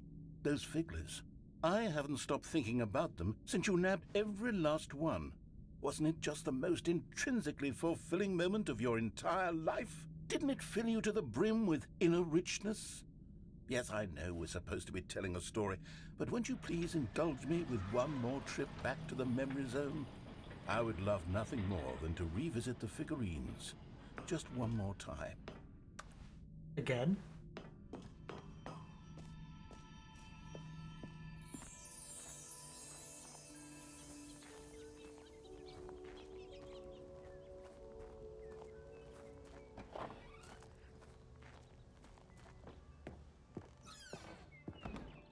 Gonna repeat it all over again. Here's where it all began. The first collectible. Back then, we had no idea of how many of them we'd find. Sure, it said 6 right there on the screen, but how could we know for certain? We were so innocent. We'll never be like that again, Stanley.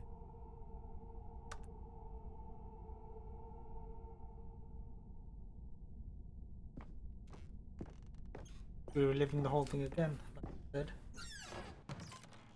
And here was a second Stanlerine. You found this one all on your own, just by poking around in the boss's bathroom. You did that, Stanley. I'll be honest. Back then I had no faith in you to find any of them, let alone 6.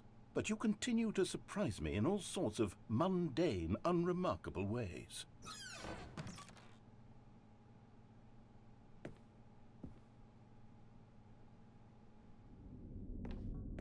Okay, let's do a little quiz. Which of these rooms was the room you found your third mini Stan? Can you remember?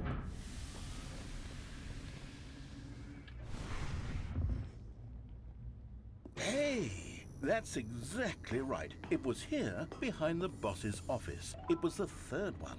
You picked it up, and then after that, you had 3 of them. I'm glad these moments are so crystal clear in your memory, but I shouldn't be surprised. After all, science tells us that it's impossible to forget your 3rd time doing anything. Let's see, what came next? Oh yes, we found a Figley in this pink room. Oh well, I can't actually say I remember being in this room, but it's here in the memory zone, so it must have happened.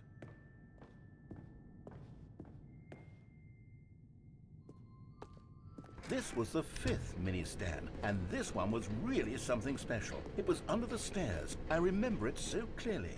In fact, because this one is particularly special to me, I made a little video to commemorate the occasion. Enjoy.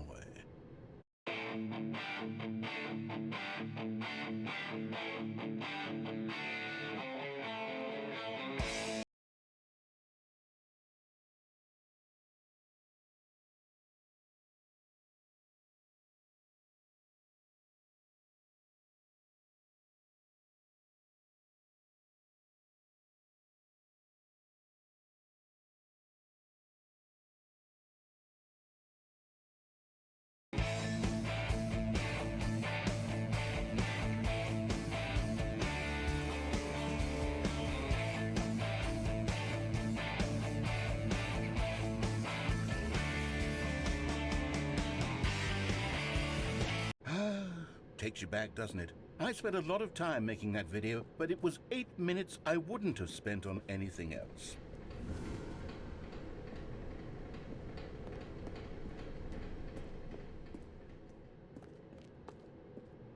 Then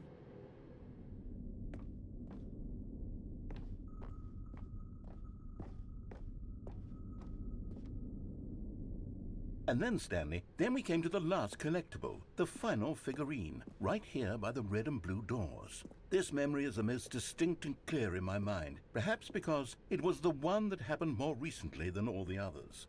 Who can truly say how the mind works? All I know is that this is the moment where you picked up a Figley and I thought to myself, yes, that's all of them. They're all collected. It was a moment unlike any other. Except for the other moments picking up figurines, which it was exactly like.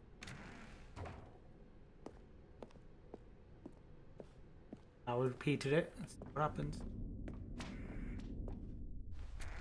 And then there was no more, because we've caught up to the present moment. Nothing left to do but move onward into the future. Goodbye, memory zone.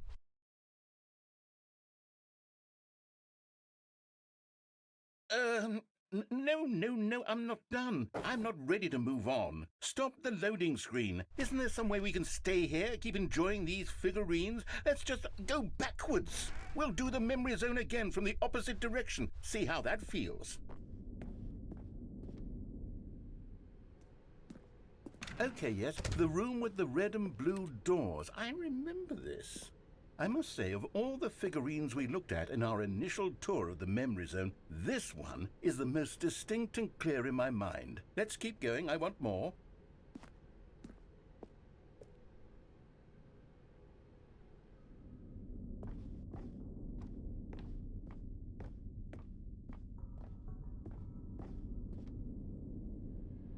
And here's where I made that video. Don't you remember the video we watched?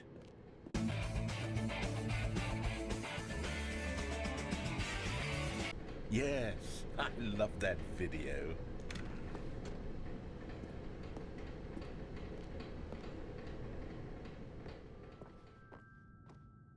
Still don't remember the pink room, Stanley. Still no memory of this one. Good room, though. A solid room.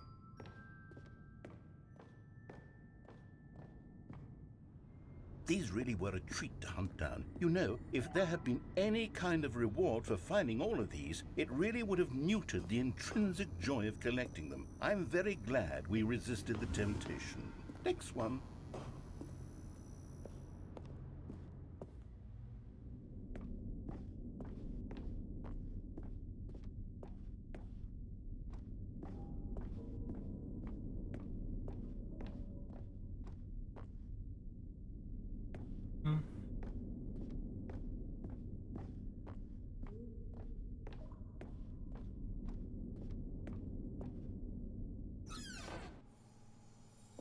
our second Figley. Don't you remember? Yes, I remember it too. The past is truly a wonderful thing. Why does anyone ever choose to leave it? Keep going. This is it, the very first one we found in the exhibit where I introduced you to the figlarines. Oh, I want more memories, Stanley. I want to keep going. What else is there? What came before this? Guess it was bugged first time I did it.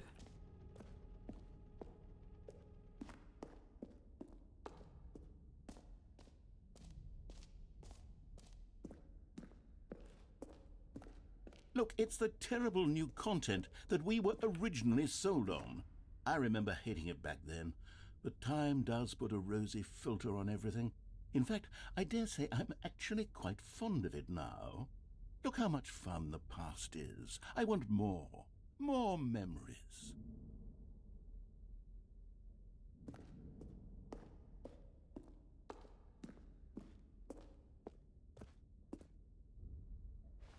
Oh, yes, the two doors. Who could have forgotten that? A classic memory, this one.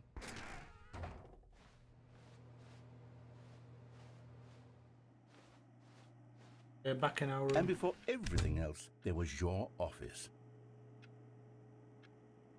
Is there anything else? Was there something that came before your office? There's something I feel I can remember. I can remember. Yes, I'm remembering something now. I remember before this whole story got started. Back then I was different. I used to make big decisions. I was passionate. I was skeptical. I weighed each decision with profound thoughtfulness. And then somewhere along the way, I stopped making decisions. I became lazy, and I came up with a character named Stanley to do my thinking for me. He would make the decisions. He would decide which way to go. I would cheer him on as he collected figurines for no reason. Why did I invent Stanley? Was I lonely? Yes, perhaps that's it. Perhaps I needed to imagine I had companionship. And Stanley really did make for a wonderful companion, even if he was a fiction. But I suppose it's grown old. I want to think for myself again. I want to go back to how it used to be. Yes, I can be on my own again. I can do it. I'll be stronger this time. I'll take care of myself. I don't need Stanley anymore. Oh, but he truly was so much fun to play with. You know what? Since we're in the memory zone, how about one more good memory? Let's go back just once and give Stanley one more run of the office, and then I'll retire him for good. I did enjoy telling his story so very much. Okay, here we go. Missed my bucket. This is the story of a man named Stanley.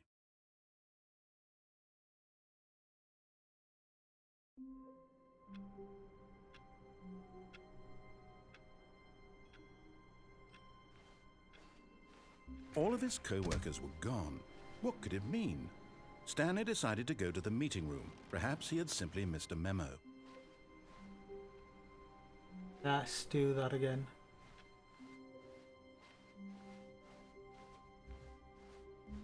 When Stanley came to a set of two open doors, this was not the correct way to the meeting room, and Stanley knew it perfectly well. Perhaps he wanted to stop by the employee lounge first, just to admire it. It was okay.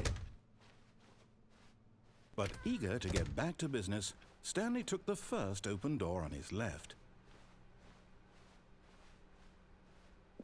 Stanley was so bad at following directions, it's incredible he wasn't fired years ago. Look, Stanley, I think perhaps we've gotten off on the wrong foot here. I'm not your enemy, really, I'm not. I realize that investing your trust in someone else can be difficult, but the fact is that the story has been about nothing but you all this time. There's someone you've been neglecting, Stanley. Someone you've forgotten about. Please, stop trying to make every decision by yourself. Now, I'm not asking for me, I'm asking for her. This is it, Stanley. Your chance to redeem yourself. To put your work aside, to let her back into your life. She's been waiting.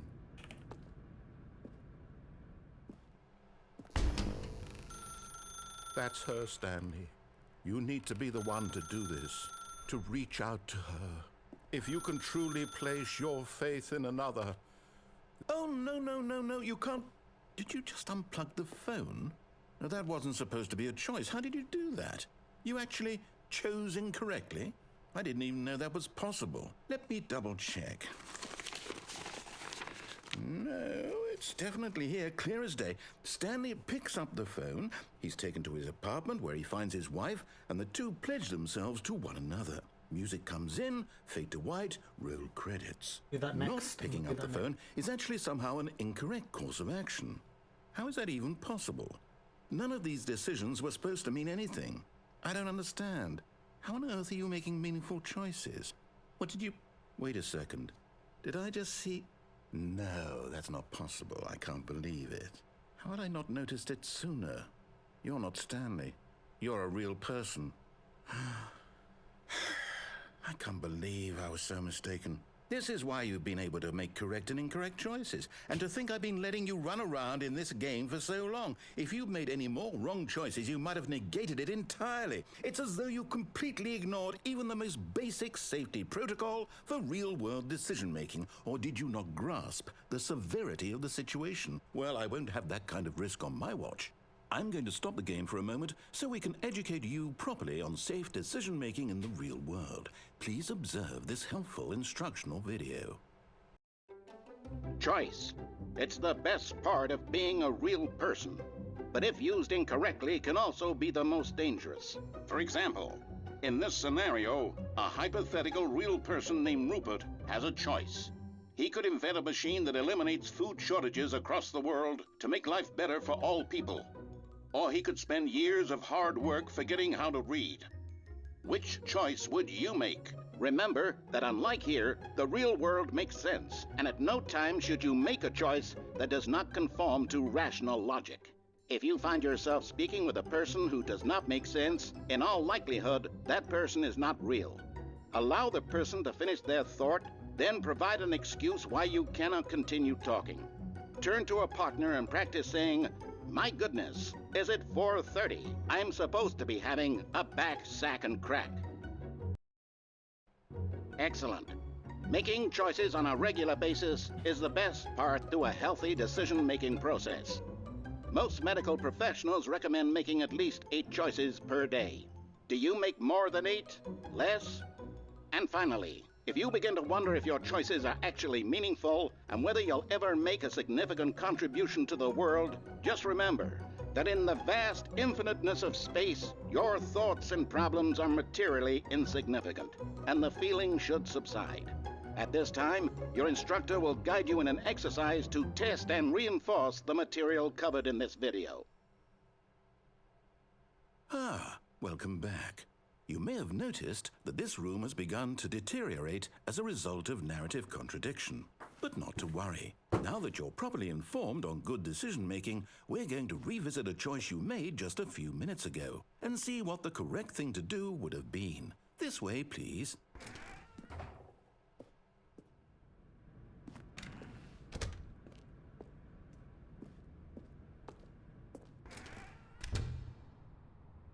Okay, so now we're... Now that we know your choices are meaningful, we can't have you jumping off the platform and dying. Imagine the main character dying senselessly halfway through the story. That story would make no sense at all. We just need to get you home as soon as possible before the narrative contradiction gets any worse. Unfortunately, it seems this place is not well equipped to deal with reality.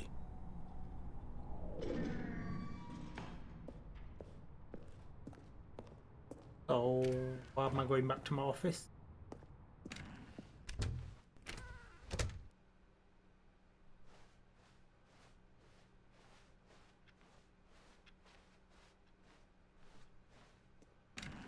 Almost there.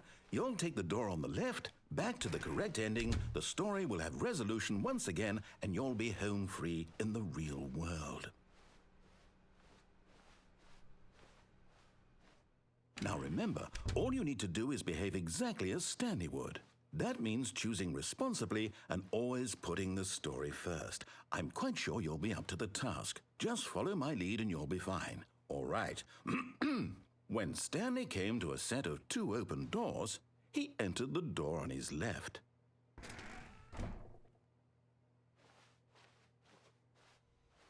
No! Why did you do that? Quickly, hurry back in the other direction. Perhaps we're not too late.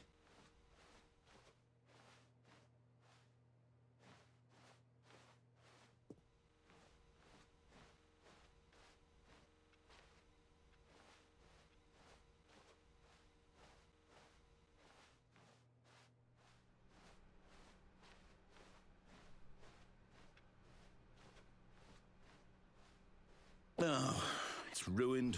I can't believe, after everything we talked about, that my story, you've destroyed my work. Why? For what? What did you get out of that? What did you think was so special about seeing the game undone, left here like so much garbage? It's worthless now. And what am I supposed to do? Even if there were a way to continue, would it be worth it? To know that my story is now incorrect? How can I go back to that? I can't erase that knowledge. I'll have to live with it forever, reliving its impossibility forever. I couldn't live that way. Is it better to shut the game down entirely? To willingly destroy all of my work? I don't know. What's the answer? What do I do? What do I do? What do I... No, I have to.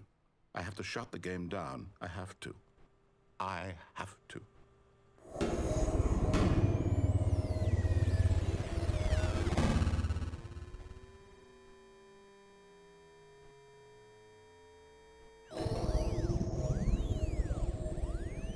Okay, what's going on here?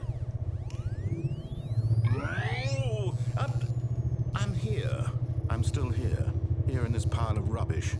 With you. You, who thought you were so clever. Now look where we are. My entire game is destroyed. It was the only thing in the world that was mine, and you've run it into the ground. What, did you think that would be funny? You just had to see? Didn't I impress upon you how important it was to be like Stanley? He actually knows how to do what I tell him to. He understands that if I say to do something, there's a damn good reason for it. That thought hadn't even occurred to you, had it? That there's a world outside of you? You're a child. Oh, my story.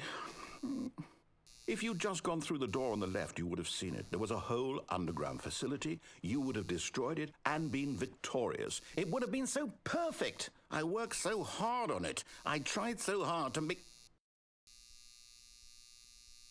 behave exactly as Stanley would. That means choosing responsibly and always putting the story first. I'm quite sure you'll be up to the task. Just follow my lead and you'll be fine. All right. When Stanley came to a set of 2 open doors, he entered the door on his left. No! Why did you do that? Quickly, hurry back. Behave exactly as Stanley would. That means choosing responsibly and always putting the story first. I'm quite sure you'll be up to the task. Just follow my lead and you'll be fine. All right. When Stanley came to a set of 2 open doors, he entered the door on his left. Try again, right. No! Why did you do that? Quickly, hurry back. 8 would be... Behave exactly as Stanley would.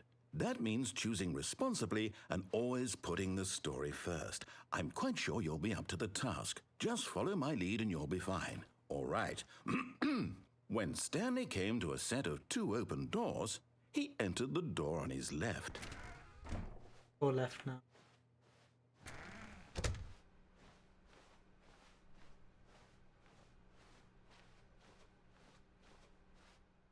Yet there was not a single person here either. Feeling a wave of disbelief, Stanley decided to go up to his boss's office, hoping he might find an answer there.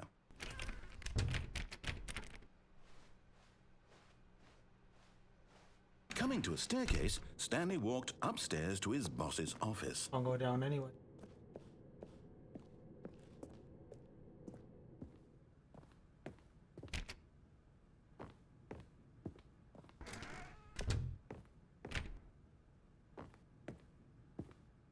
Stepping inside his manager's office, Stanley was once again stunned to discover not an indication of any human life. Shocked, unraveled, Stanley wondered in disbelief who orchestrated this. until he saw the door with a voice receiver next to it. Surely behind this door lay all the answers to his questions. And beyond all probability, he knew the passcode. He had seen it on his boss's computer just last week. Night Shark 115. Was this the code to open the door? Would it still work? There was only one way to find out. Stanley had been trained never to speak up, but now he would draw from within himself the courage to face the unknown. He drew a sharp breath and then spoke the code.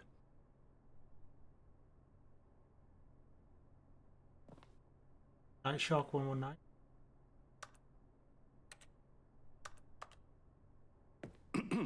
Stanley spoke the code. Night Shark 115. I did. He spoke it into the receiver, right there on the wall. Night Shark 119.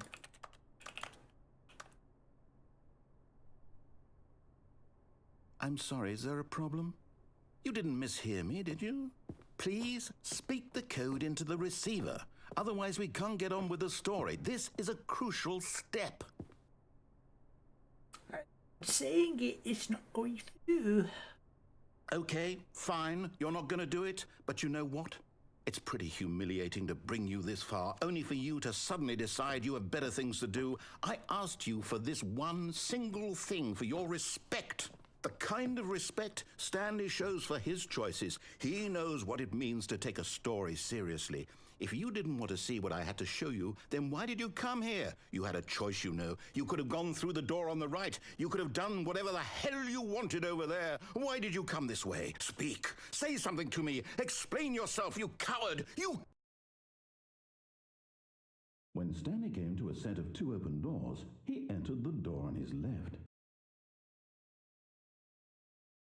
I remember one. Stanley? Hello? Are you... Is everything okay? Stanley, please. I need you to make a choice. I need you to walk through the door. Are you listening to me? Can you hear me? Is everything all right? Stanley, this is important. The story needs you. It needs you to make a decision. It cannot exist without you. Do you understand me? Whatever choice you make is just fine. They're both correct. You cannot be wrong here. We can work together. I'll accept whatever you do. I simply need you to take that step forward, please. Choose. Do something. Anything. This is more important than you can ever know. I need this. The story needs it. So, you hear me? Are you there? Are you listening to this? Stanley, are you there? This is the real ending. Okay. It's okay, I can wait.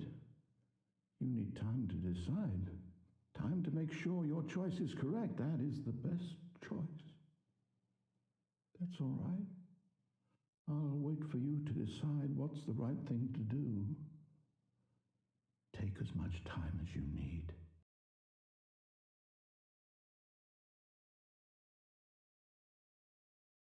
We're done. A soft wind blew outside and perhaps rain started, and if it did, it stopped shortly after. Stanley hoped that he would one day see weather.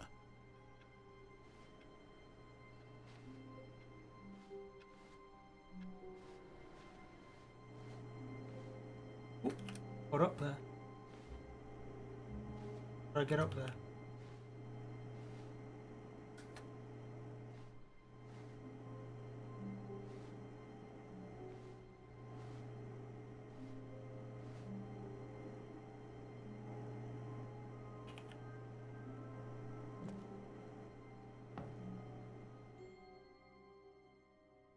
Trying to do that for ages. At first, Stanley assumed he'd broken the map, until he heard this narration and realized it was part of the game's design all along. He then praised the game for its insightful and witty commentary into the nature of video game structure and its examination of structural narrative tropes. So, now that you're here, what do you think? Isn't this a fun and unique place to be? Why don't we take a minute just to drink it all in? Okay, I'm over it now. What do you think? Are you sick of this gag yet? Well, I don't know how to say this politely, but you could literally just hit escape and restart the game any old time you want, like right now. You could have done it just then. Now would also be an appropriate time to quit. Any of these points and so many, many more, all of them are appropriate. I'm enjoying what seems to be an internal conflict going on where you are literally unable to act on your own desires to restart the game. So, just to push the envelope, I'm going to try and make this as miserable as possible and see how long you can maintain. There once was a man named Stanley, who people considered so manly. But the truth must be told, he was not very old and was quite particularly gangly. What Stanley liked most was buttons. He pushed them like some kind of glutton. He did it all day in a meaningful way, but his brain had long ceased to function. Which is why he is in this parable and lives an existence quite terrible. And if you are not strong and keep playing along, you too will become quite unbearable. Yes. You too will become quite unbearable. Is that it? I can still look up.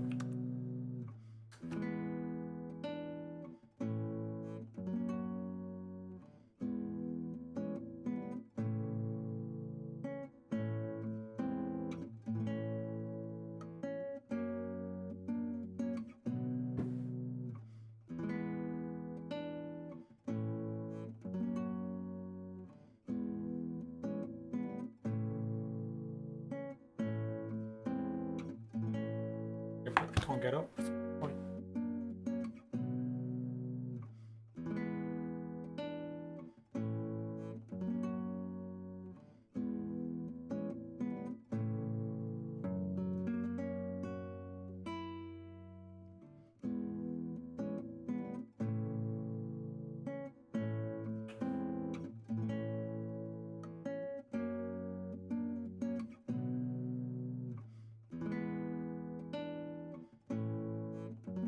I think I just have to press escape.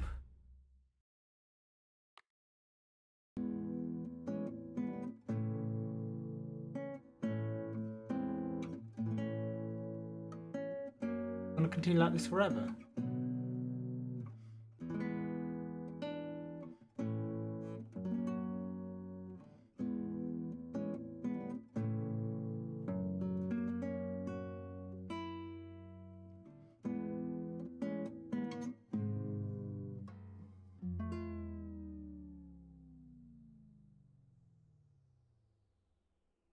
Okay. Now what? Nope.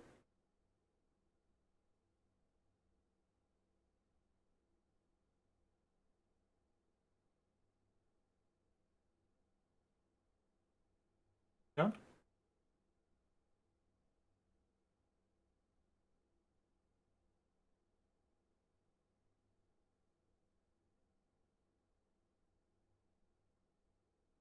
Guess we're done. That's it.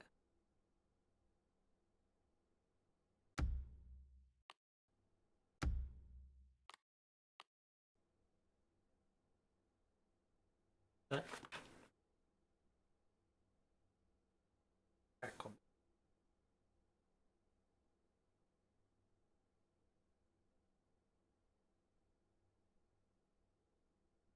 Deluxe.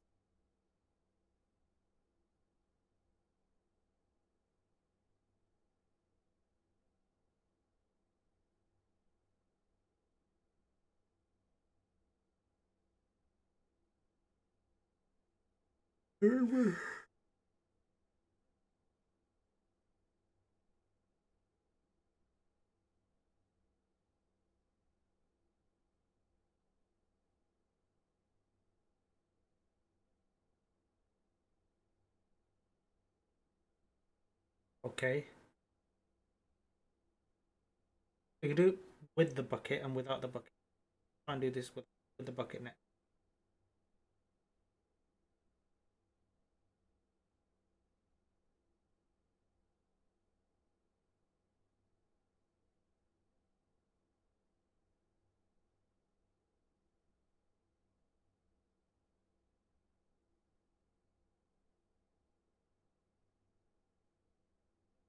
Right, so restart this. Do it with the bucket. All of his co-workers were gone. What could it mean? Stanley decided to go to the meeting room. Perhaps... the embrace of an old friend. A weathered companionship that Stanley clung the bucket to his cheek. Could his co-workers really all be gone?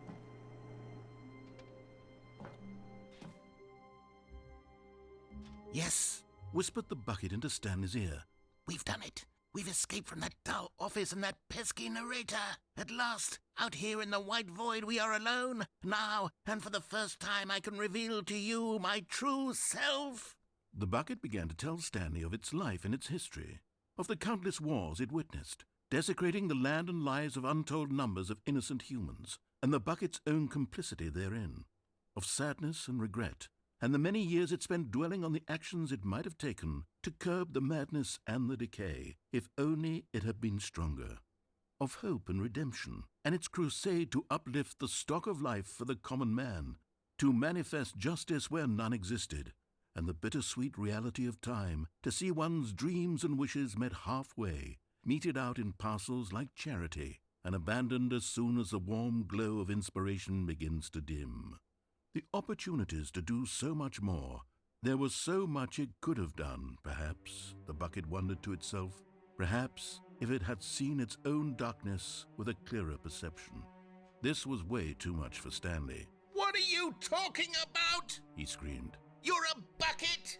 To this, the bucket furrowed its brow. No, Said the bucket. not since the evil wizard Gambhorata first ensnared me in his machinations as payback for the sacred amulet I stole from his treasured vaults. I was young back then and could not conceive the ramifications of... No! Stanley screamed even louder this time. This is stupid! You are a bucket! This is so stupid! Why are we even doing this? As Stanley screamed and screamed and screamed, the bucket revealed its true form, transforming into a mighty beast of untold power, its fangs glistening like...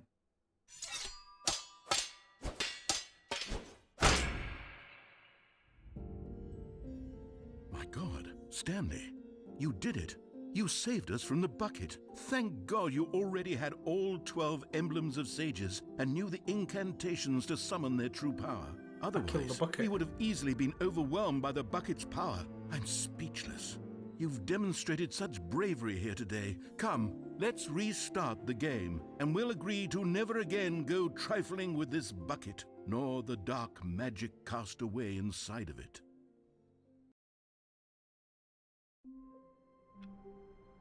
The bucket gone. How wonderful. Stanley was alone. Finally.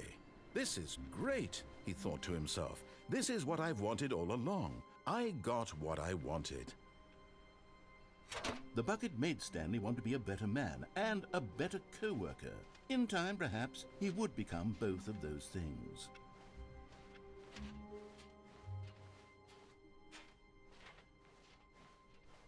Oh. Stanley clutched the bucket tightly to his chest and entered the door. This was not the correct way to the meeting room, but Stanley had felt the bucket calling to him, telling him that the employee lounge was simply the place to be. And here it was. Had the bucket turned out to be correct? Well, no, never mind. The bucket was wrong. Stanley took the door on his left to go back to the meeting room. No, Said the bucket. don't go to the meeting room. Go somewhere else. The cargo lift, yes. Good. Said the bucket. Now ride the lift all the way to the top. There's something up there I need you to do. Stanley did not question why or how this bucket was speaking to him. It should have alarmed him, of course, because buckets can't talk. But Stanley chose not to think about this obvious fact. He was firmly convinced that the bucket had spoken to him, and he unthinkingly did whatever the bucket asked. Let's go. In here. Said the bucket. Go into this dark room over here. Stanley once again obeyed blindly.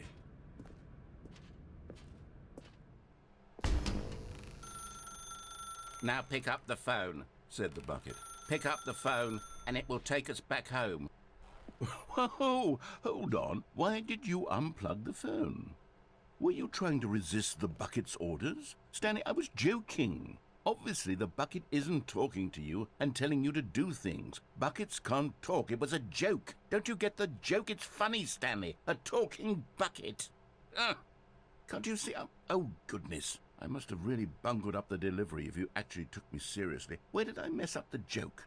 Should I have paused for longer or spoken quicker? Comedic timing is so difficult. I wish I were better at it. But there isn't exactly an instructional video on comedy that one can watch to fully... Oh, wait, yes, there is. It's sitting right here. Let's take a look. What is comedic timing? What is comedic timing? How does it work? How long should it last? How can it be used to effectively silence your political enemies? And more importantly, can it be taught in its entirety within 90 seconds? Thankfully, the answer to all of these questions is yes. Let's dive deeper. If you've ever told a joke or made someone laugh, in all likelihood, you did it while standing 50 to 80 centimeters from them in a room of no more than 76 degrees Fahrenheit, with one of your arms raised straight upward at a 15-degree angle from your body. These are the optimal conditions for good comedic timing. To begin the joke, start by stating and spelling your name. Next, provide a brief synopsis of the joke, including the specific times at which the recipient of the joke will laugh, and then spell out your name a second time. With these steps complete, it's time to begin the humor. Speak the entire joke in no more than 18 seconds and no less than 13 and a half, pausing only for bathroom breaks when necessary. When the joke has concluded, it is customary to inform your listener that the joke is over by declaring in your loudest possible voice, "I'm Dunny with the funny." Let's practice screaming, "I'm Dunny with the funny" now. I'm Dunny with the funny. Dunny with the funny. Good. This saying is a perfect example of expectations management, which is the cornerstone of good comedy. Finally, it's time to hand out surveys. Collecting hard data from your audience on how rapt they were throughout the joke is the only way to grow or learn as a comedian. An effective survey should be no less than 10 pages long and should include the same question reprinted several times, just to ensure the survey taker is actually paying attention and not simply filling in answers at random. And that's all there is. With these strategies at your disposal, you'll have audiences doubled over in laughter and even tripled over in laughter in no time at all. Just remember to let them stop laughing at some point, you gut-busting little scamp. After all, we're each of us needed on the front lines of the war to fight the 12-legged invader who threaten our very existence and who very likely die in a hailstorm of bullets and mandibles. All of us must be prepared to give our lives to this noble cause, just as our children must do after us, and their children after them. Godspeed, and may Earth reign supreme. Hey, goodness, this video is a little outdated, isn't it? Well, no matter. I think the fundamentals of proper comedic timing are still as relevant today as they were back then. So with that in mind, I believe the only way forward is for us to return to the two doors and walk through all of this again, so I can try telling my story with more appropriate comedic delivery. Come along, let's head back. Back.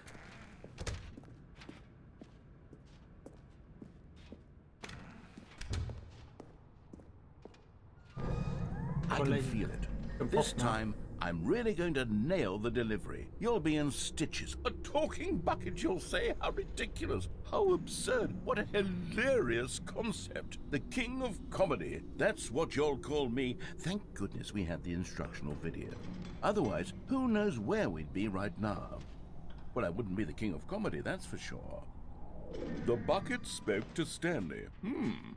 The bucket spoke. The bucket spoke.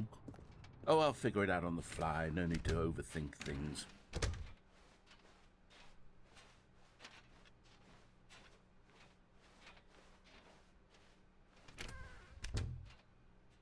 Goes behind me.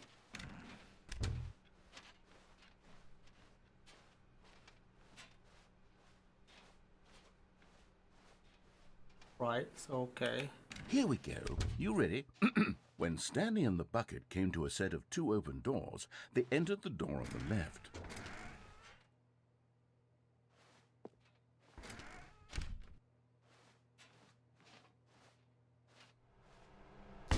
What? We're back at the phone already? No. What's going on? There was supposed to be several rooms leading up to this. There was supposed to be a build-up to this point, a dramatic display of remarkable comedic wit which culminates in this scene with the phone. But now the timing's completely off. The joke will never land, or not the way it was meant to. And it's all my fault. I must have forgotten that the phone room comes immediately after the two doors room. What an egregious mistake. I've made a fool of myself. I don't deserve the title of King of Comedy. I'm nothing. I'm not even the lowliest joke-telling whelp. I think I need to go back and rewatch that instructional video again. Yes, surely that will help me improve my... Gotta watch the whole thing again. Here we go. You ready? When Stanley and the bucket came to a set of two open doors, they entered the door on the left. I might repeat, so I'm not going to do it if it's black. A bit more light now. What? We're back at the phone already? No. Here we go. You ready? When Stanley and the bucket came to a set of two open doors, they entered the door on the left. Or left now. No. You were supposed to go through the door on the right, leading back to the phone. Did you not even look at the instructional video? I think this is all covered very clearly. There's no way I can make the comedic timing work now. It's done. The joke is completely done and over. It's all your fault, Stanley. I'm going to be ridiculed in the community of other joke writers. I'm going to be shamed at every one of our meetings from now on. All because you couldn't watch a simple video and take a hint. Are you proud of yourself for bringing me down, Stanley? Are you proud? Stanley, you love the bucket so much it's like you...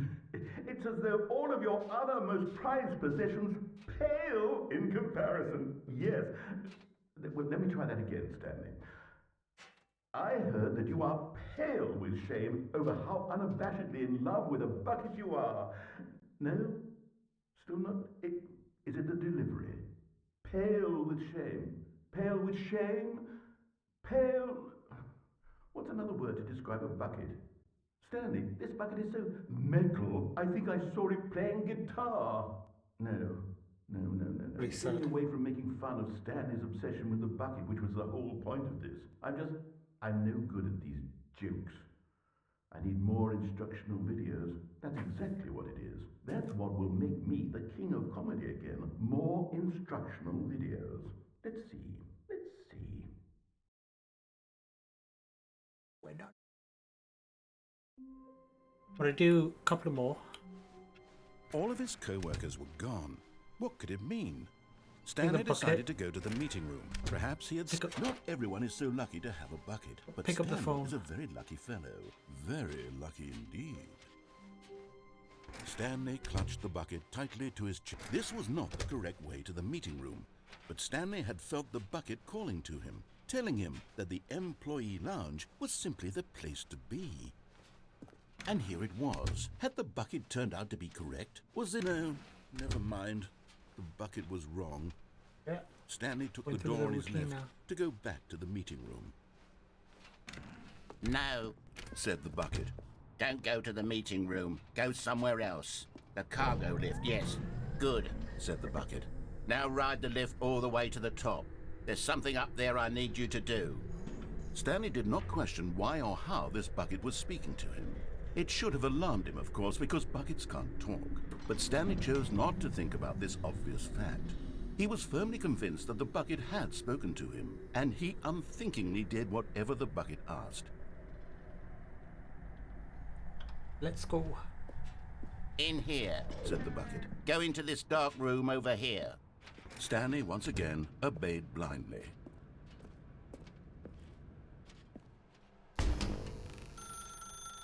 Now pick up the phone. Said the bucket. Pick up the phone and it will take us back home, where we can go about life together. it up. This is the sad story of a man named Stanley and his bucket. Once upon a time, I gave Stanley a bucket because I thought he was lonely and could use a friend. And then, very distressingly, he began to believe the bucket could speak to him.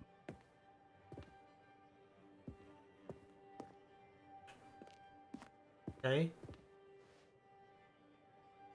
Now what?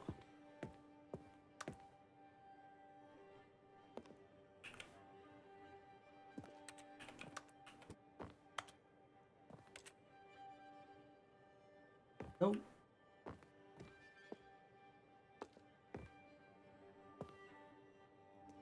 Got an icon coming up, popped up. There it is. Hello Stanley, it's me, your bucket. Press R to take me to work with you. The Stanley Parable Reassurance Bucket was merely meant to provide the comforting glow of companionship. It doesn't literally talk and give you orders. Whatever Stanley is hearing the bucket say to him is just in his head. Take me back home with you. Need to take me back. Lately, I've been concerned about him. Wouldn't you be concerned as well? To see him delusional like this, obsessing over an inanimate metal object? I want to say something to him, but I don't know how I can convince him. I don't know if he'll listen to me. Press T to go back to work. Oh, I'll try anyway. Stanley, can you hear me? Listen to me. It's just a bucket. It can't think, it can't talk. All it will ever truly do for you is effectively transfer a liquid from one location to a different location. That's it. It doesn't do anything else. So listen to the loud man. Press L for us to go back. You see, he's not listening. He's still taking orders from the bucket. You know, once upon a time it was me he took orders from, me he trusted and listened to. Now all he cares about is his awful bucket, this stupid hunk of metal. Ask you to ignore anyone in your life except for... It's sad, but I suppose he doesn't need me anymore. From now on, he's just going to cling to this bucket, this cold, empty bucket, this sort of shiny bucket. Well, I'll give it this. The bucket does have a nice shine to it. You believe I'm real? Don't you, Stanley? Press M to go back home. Yes, I suppose on closer inspection that it doesn't quite look like your average hardware store bucket. It's just a little more, what am I trying to say? Sturdier, more capable of transporting liquid. Like it would be better at moving an amount of water from one room to another. Press C to relive this same day over and over. See? Oh my God, what am I saying? Better at carrying water from room to room. It's a bucket. It's literally just a bucket. Why do I feel some need to point out the ways in which it's so much more than just a regular bucket? Press X to go home, to work, to home, to work, to home. Oh no. I'm having feelings. For the bucket. No. What's going on? Why do I want to be with the bucket? Hear what the bucket has to say. Do anything it asks. What's wrong with me? I don't understand. Perhaps if I had the bucket, this would be less confusing. Yes. The bucket could tell me what to do in this troublesome situation. Stanley, give me the bucket. Give it to me. Give me the bucket, Stanley. I need it. Oh. Give it to me now. Give it or I'll... Apologize.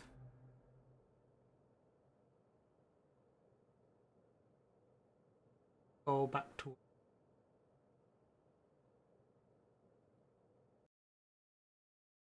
Started. I'm gonna do one more.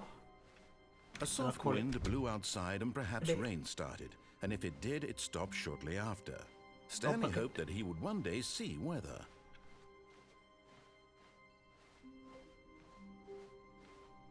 When Stanley came to a set of Or to two the open right. doors, this was not the correct way to the meeting room, and Stanley knew it perfectly well.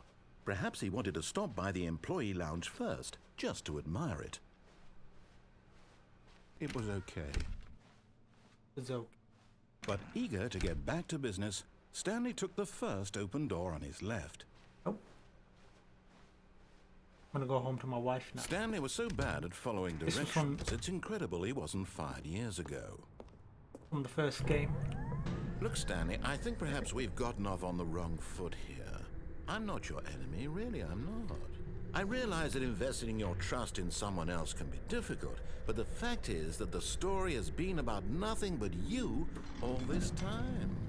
There's someone you've been neglecting, Stanley. Someone you've forgotten about. Please, stop trying to make every decision by yourself. Now, I'm not asking for me, I'm asking for... This is it, Stanley. Your chance to redeem yourself. To put your work aside. To let her back into your life. She's been waiting. Now we just answer it. That's her, Stanley. You need to be the one to do this. To reach out to her. If you can truly place your faith in another, then pick up the phone.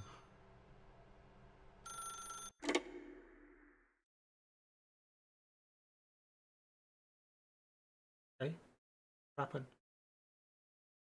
Crashed. Anyways, I think I'll just call it a day now. Probably do that stream tomorrow, and what do? Subscribe, follow me, whatever you have to do on Twitch, and donate, do so.